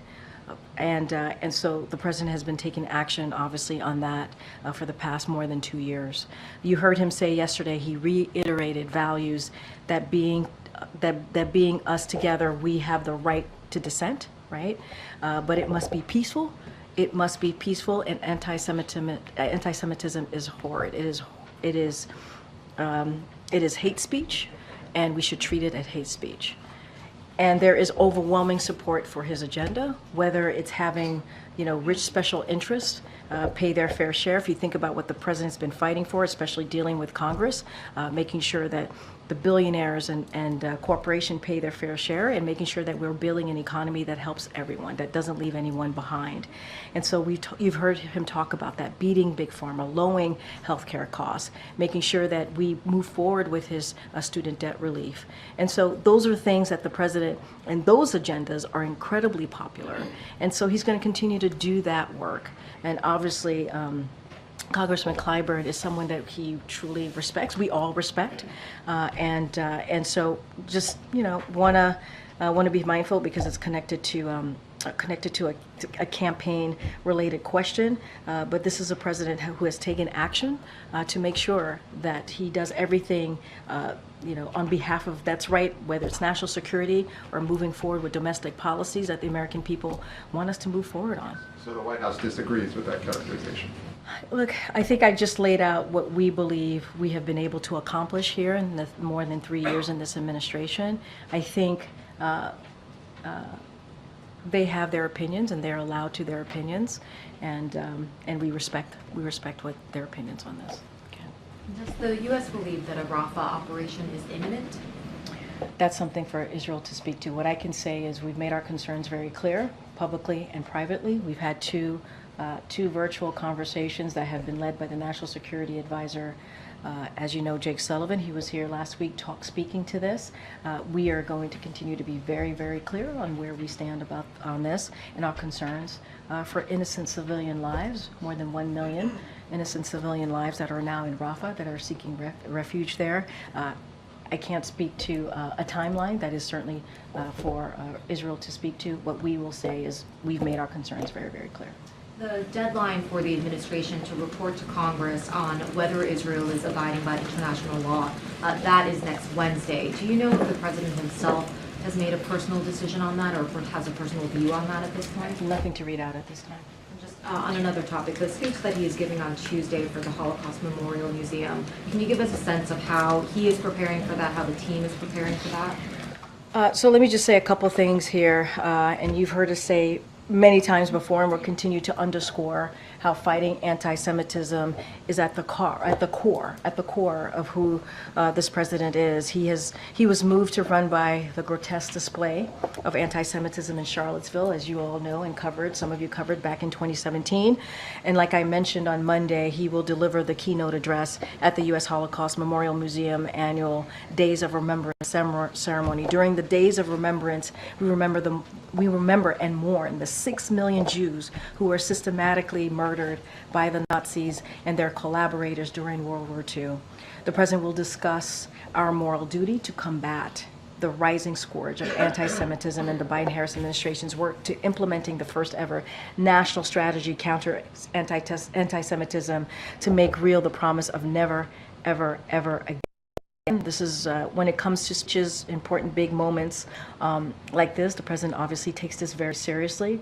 He knows that this is going to be an important moment for the country to hear from him, and I don't have anything beyond what I just shared. The focus of this speech will obviously be, as you said, the Holocaust survivors, anti-Semitism. Given just everything that's going on, does the president believe that it would be appropriate to also address in this speech the pro-Palestinian protesters and their sentiment, or does he believe that that should be for a different I'm going to setting? be super mindful. Not going to, as I've said many times, I'm not going to get ahead of the president. The speech is, in process. And so I'm going to let the president think through what exactly that he wants to share with the American people. Obviously, as I just stated at the beginning of my answer to you, fighting anti-Semitism is at the core of this president, and we have seen a rise in anti-Semitism. And we want to make sure that we make it very clear that it is hate speech, it is abhorrent, and so certainly you'll hear from the president very, very clearly on Tuesday, and certainly he'll share more. Go ahead. Thanks, Corinne. The White House brought on a new border person, Blas Nunez Neto. What is it? What is that? Is there any? Does that give any indications of urgency speed of the executive order that the president has been considering? So look, we look forward to the DHS Assistant Secretary joining the White House and continuing his work in implementing the administration's vision across the border security and immigration spaces. Don't have anything new to read out on any new announcements, but look, this is an administration that is committed to fixing the broken immigration system. On his first day of this administration, the first piece of legislation that he put forward was a comprehensive piece of legislation to deal with the broken system, to deal with what we're seeing with at the border, the challenges. And then we moved forward when that legislation was not moving forward in Congress. We had a 2-month negotiation process with senators to come up with a bipartisan proposal. And so that was rejected, as you all know, by Republicans because of the former president stating that this would hurt him and help Joe Biden. And that is unfortunate. We know that this is an issue when we talk about the immigration system that majority of Americans care about. And so, that he could take. Look, we believe that the bipartisan border security agreement that came out of the Senate that was rejected by Republicans because of the former president is the best way to move forward in a comprehensive way. That's what we want to see. And I've stated this many times before, as it relates to any other actions, we're always going to look at other opportunities, other actions. We always will. Don't have anything to speak to announce at this moment. We actually want to see that bipartisan immigration agreement move forward. That's what we want to see. That is going to be the most comprehensive way to deal with a broken immigration system. You've heard me say this. If it is put into law, signed into law by this president, it would be the toughest and the fairest piece of legislation or law that we have seen in some time. This system has been broken. The immigration system has been broken for decades, and it's time that we act, and Republicans have an opportunity to do that. They have an opportunity to do that. Go ahead, April. Kareem, there's some very loud voices that are out there asking for President Joe Biden to issue a pardon to Marilyn Mosby, the former Baltimore City State's attorney who is waiting for sentencing, could face 40 years for taking her own money out of a retirement account to buy a house. And this group, to include Bakari Sellers and Angela Rye, have pulled together a lot of civil rights leaders. What is the president's thought about all of this, especially as she was one of those who really was groundbreaking in efforts of policing and accountability? And Bakari Sellers says that it looks like political persecution as well as retribution for what she did many years ago in the Freddie Gray case that still has yet to have accountability for his death. So I want to be really mindful here because that is obviously a Department of Justice process, and I don't want to be certainly speaking to any individual pardon request. That is not something that I can do. DOJ has their process. Department of Justice, as I just mentioned, employs a process that is thorough, that is deliberative, a process to review, when it comes to a process to review executive clemency petitions. And then individuals obviously submit their applications there. There's an application process. Want to be super mindful, don't want to speak to an individual case here, and so I'm going to be really mindful. This is a Department of Justice kind of jurisdiction, and so I'm just going to leave it there. But the president could indeed say, yes, I would like to see this happen, and add his voice to this petition? Well, this is a Department of Justice. They go through a process. It's very thorough. Right. It's very deliberative. I don't want to speak I don't want to speak to any individual process. I gotta be super mindful here. Need to be really careful as DOJ runs, Department of Justice runs this process, and so there's a application process for individuals.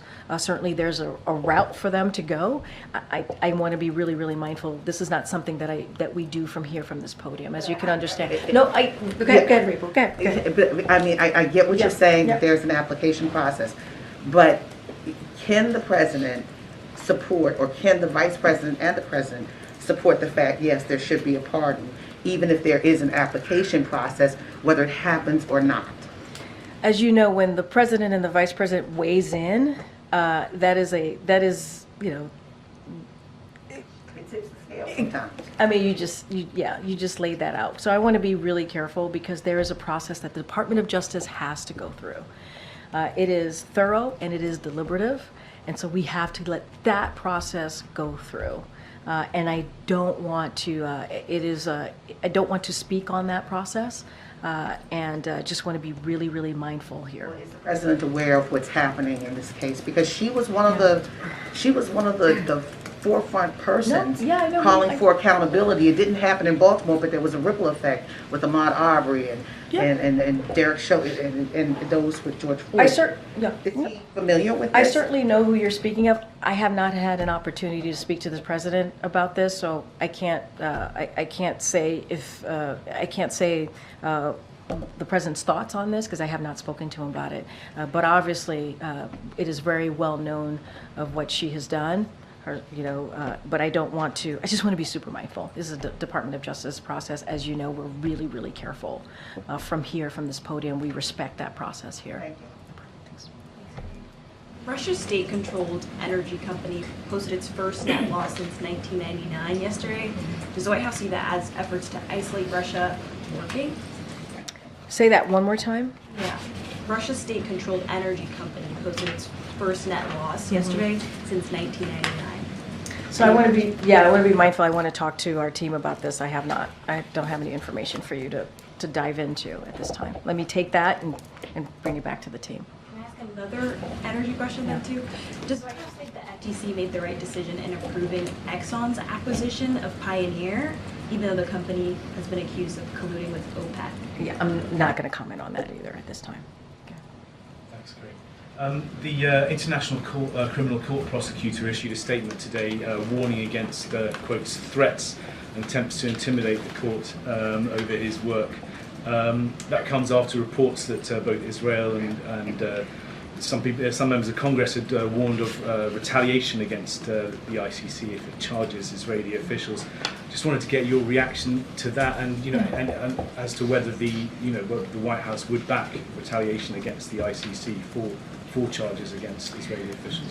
So we obviously oppose any threats or intimidation to public officials, including ICC officials. So obviously we're going to be always mindful and be very clear about opposing any type of threats or attempts to intimidate. That is something that you'll hear from us pretty consistently.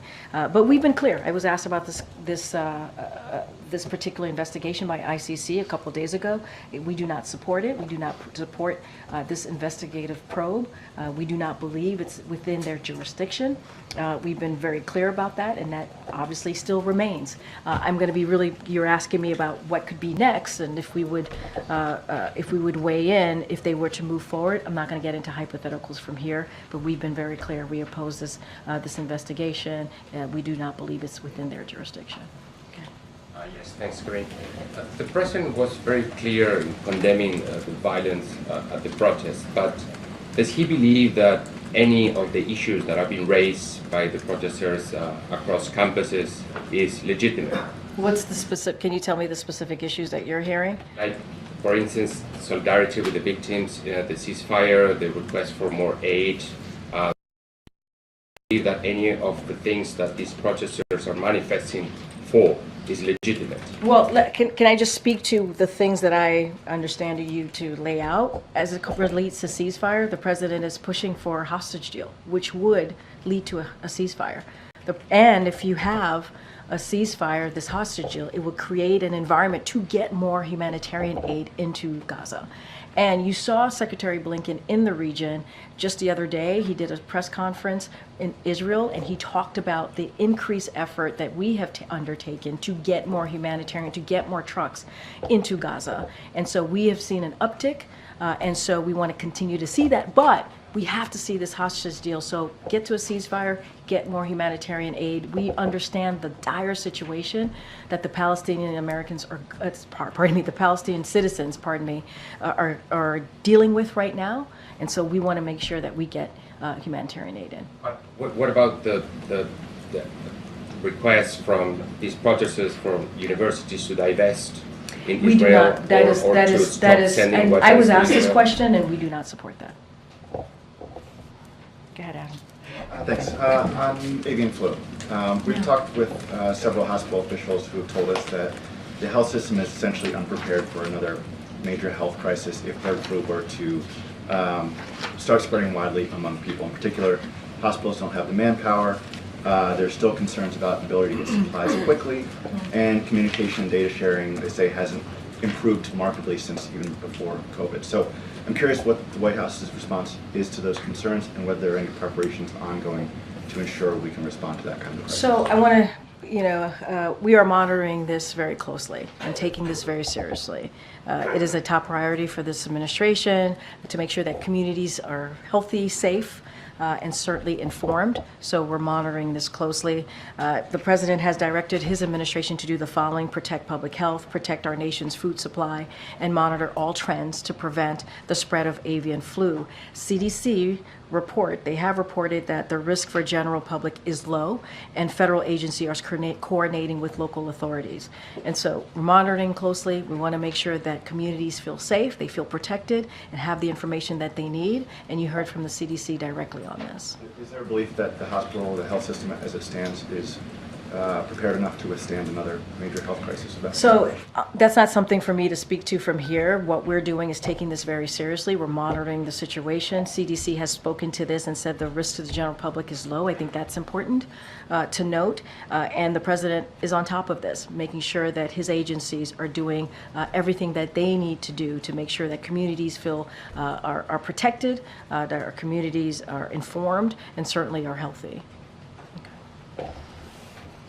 Thanks, Corinne. On abortion, does the administration have any reaction to this report that a Texas man has filed a petition to state district court in Texas to try and investigate possible illegal activity that was committed, he's saying, by his ex-partner because she went to Colorado to get an abortion? So wait, what? Say that one more time. A man is looking to have an investigation into possible illegal activity. His ex-partner traveled out of state from Texas to Colorado to seek an abortion. Look, that sounds like there's a legal case. Going to be careful not to respond from here. What I will say more broadly, and what we have continued to say, that the attacks on reproductive health care that we have seen and makes it incredibly difficult for women to make decisions on their own body, for their own health, is devastating. It is devastating what we're seeing. And sadly, because of what happened, the overturning of Roe, because of the Dobbs decision that happened almost 2 years ago, we have seen just chaos across the board. And we see tens of millions of women who are now at risk of not being able to make that decision.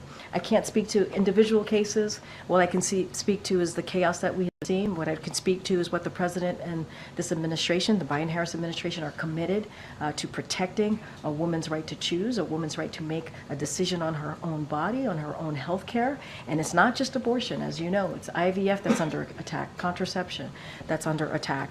And so we're going to be very loud, continue to be loud and clear about that, and ask Congress to make sure that Roe becomes the law of the land, and they need to take action. Don't want to get into legal cases out there. I cannot do that from here. But as it relates to reproductive health care, we've been very clear, and we continue to do that from here. Great. Oh, go ahead. Thanks, Corinne. So the president says that he wants to let the tax cuts, the Trump tax cuts, expire. If that law expires, it does raise taxes on almost every American. So does he still support that expiring without anything else in place? So look, as you said, the president is going to is going to let the Trump tax cut expire, and he was very clear. But he will not raise taxes on anyone making less than $400,000 a year. That is part of the budget that you saw come out, and it's going to expire for the wealthy. So been very clear about that. Look. This is a president that's going to make sure that we protect and not raise taxes for people making $400,000 and less a year. And Republicans want to do the opposite. They want to give tax breaks to corporations and billionaires.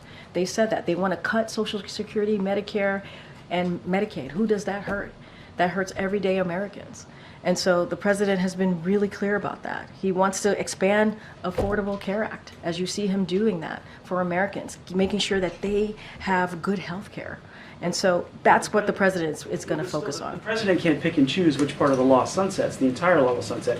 And the tax foundation says that someone who's married, 2 kids, making $85,000 would pay $1,700 more in taxes. That's somebody under $400,000 who would. The president has been very clear. He's going to protect working and middle-class Americans making less than $400,000 a year. He's been very clear on that about that.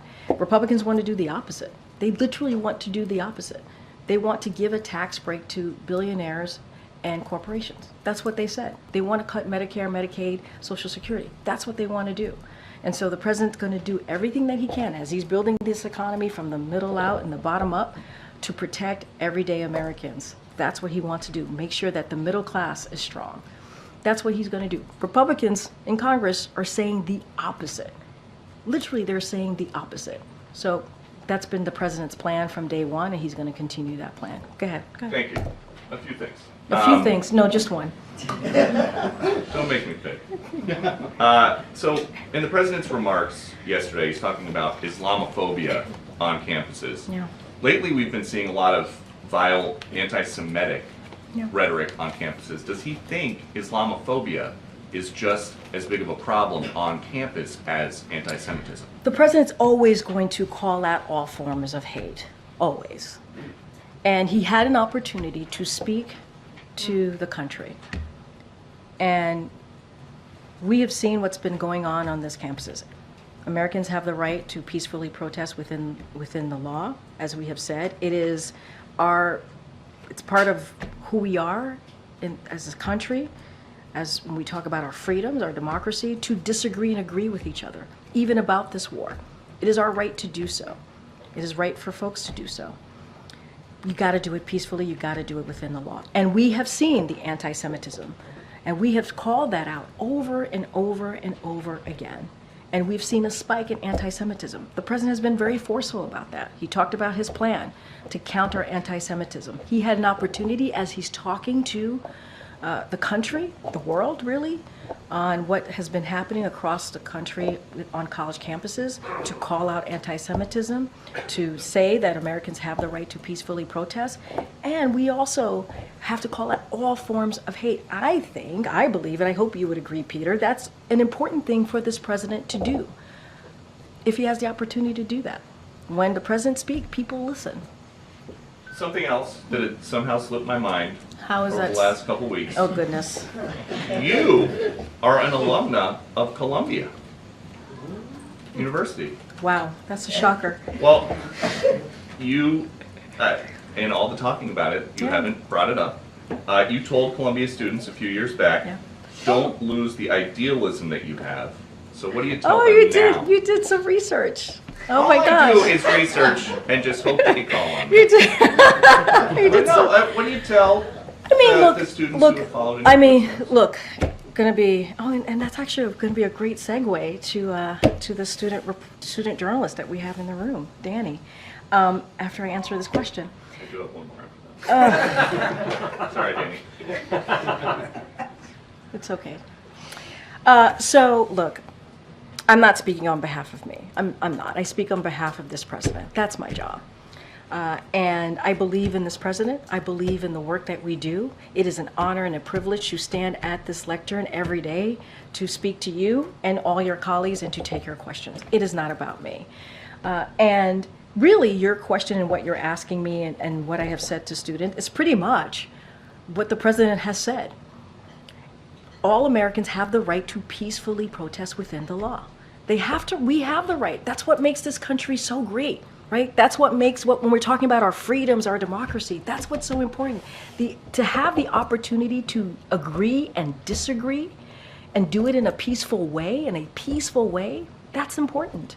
And the president also called out, if you are breaking an entry and you are taking over buildings, that is not peacefully protesting.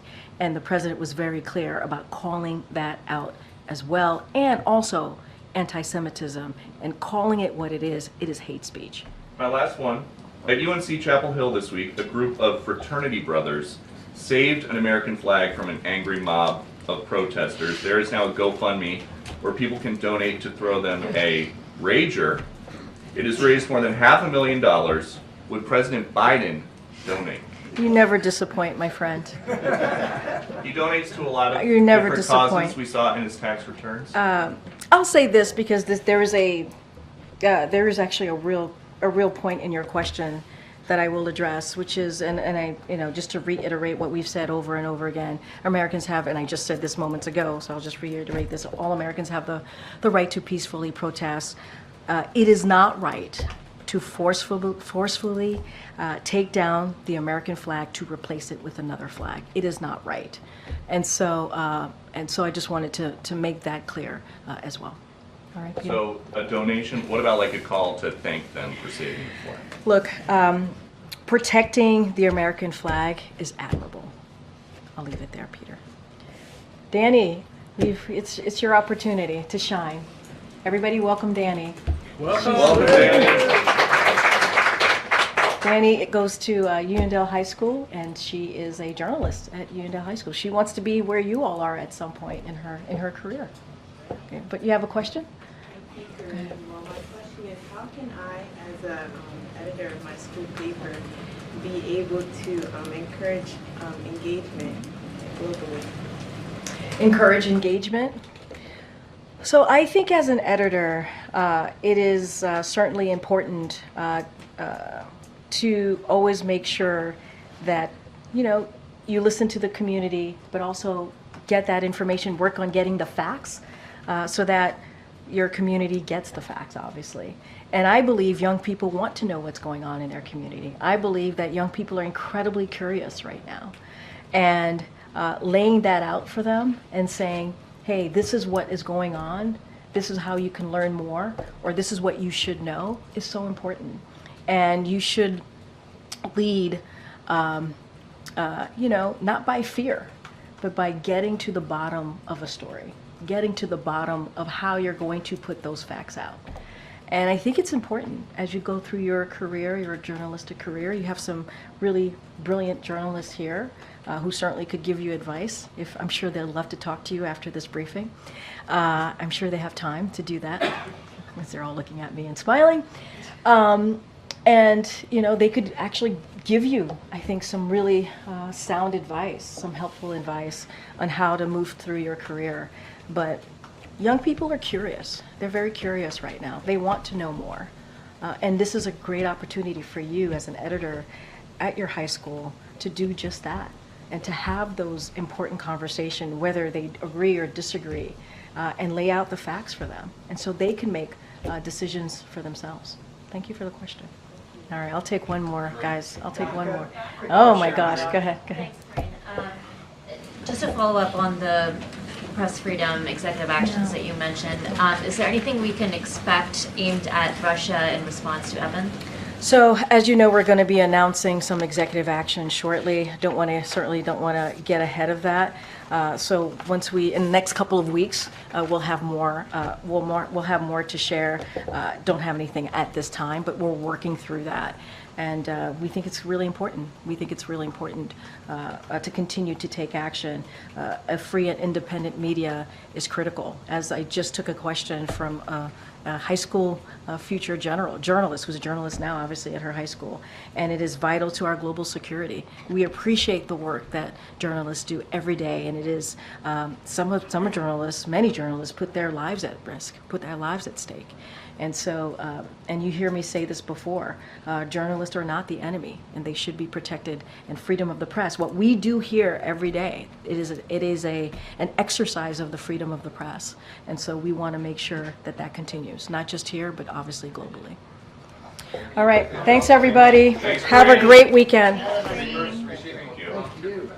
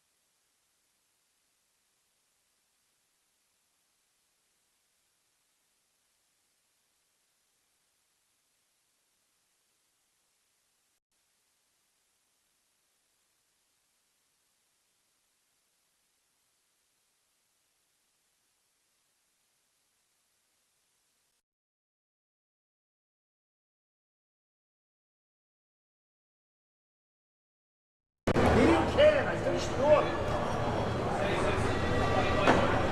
I didn't get it. I didn't get it, bro. I did 188. I'm in on 188. Okay, if you tried to add to a ticket that was complete, no bueno.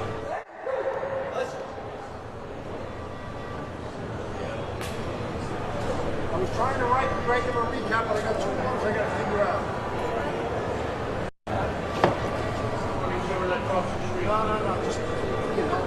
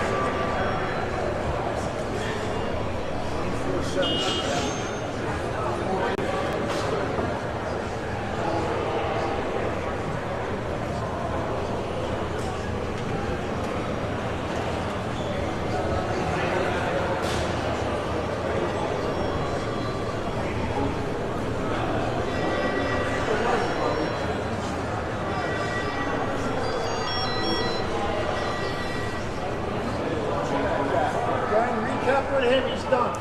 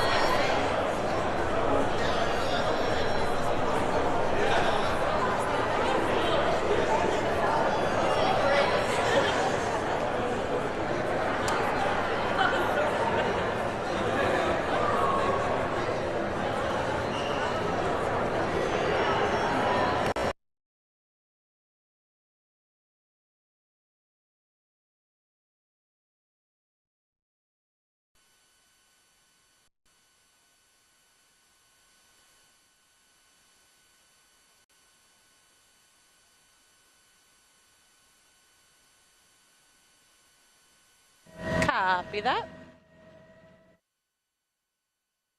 You got it.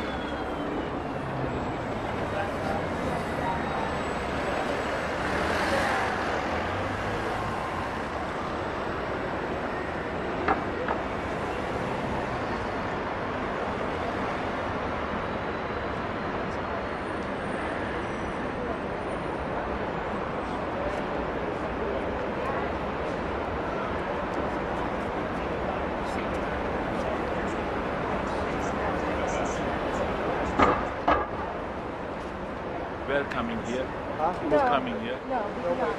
Nobody. You're not allowed to come in here, sir. No, sorry.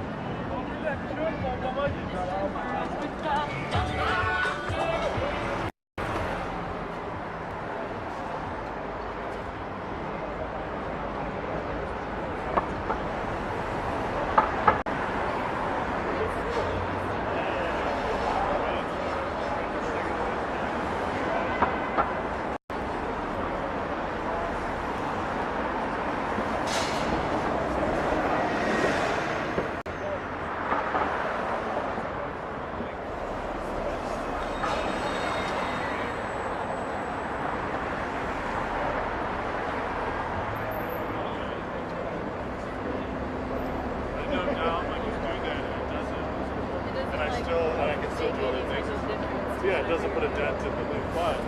Not gonna lie, like,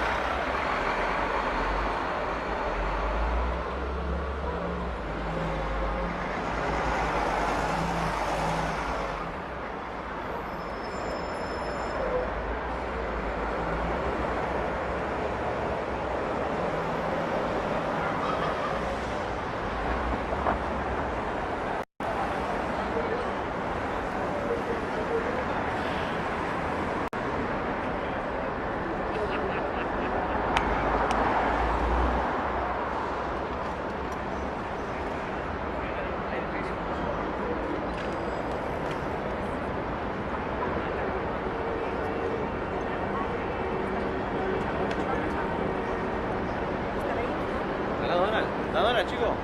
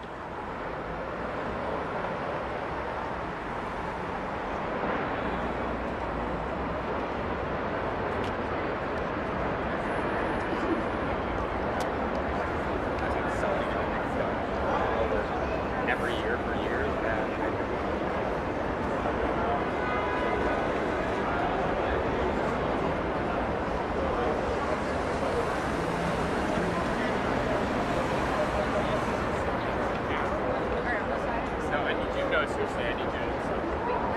So if you decide, then yeah.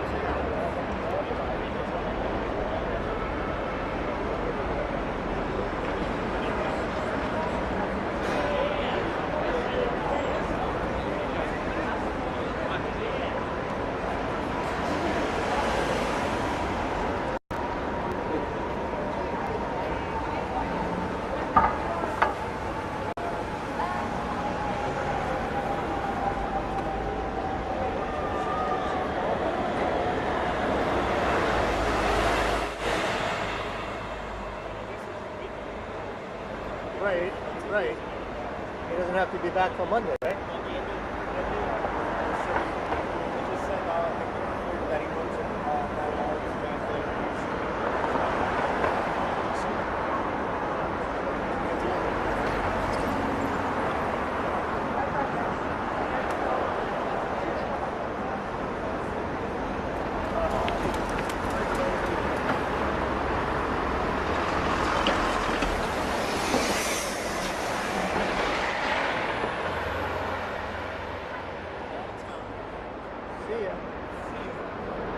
That makes sense, though. He's got to be back up in there. So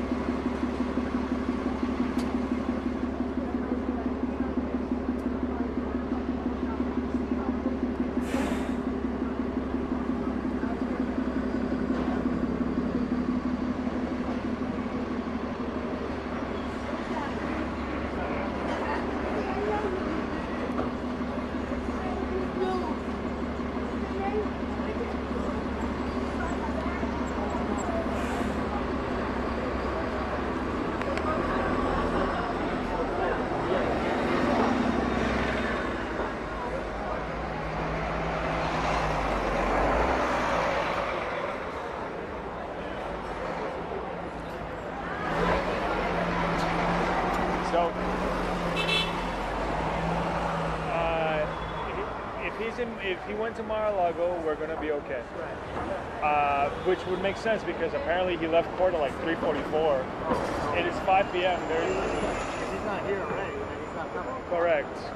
Which would be great because we're at 4% right now, and this thing is about to die. Oh, okay. So I'm waiting for the boss to be like, yeah, he's on his way to Mar-a-Lago. So I can be like, great, shot coming down. Because this thing is gonna last another maybe 5 minutes. Right.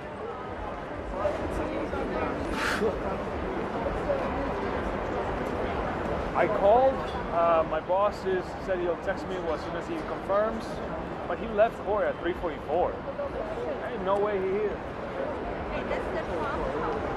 So I'm just waiting for this man to text me so we can turn it off because my TVU is literally about to die right now. Confirmed, he went to LGA. Oh my God, yes.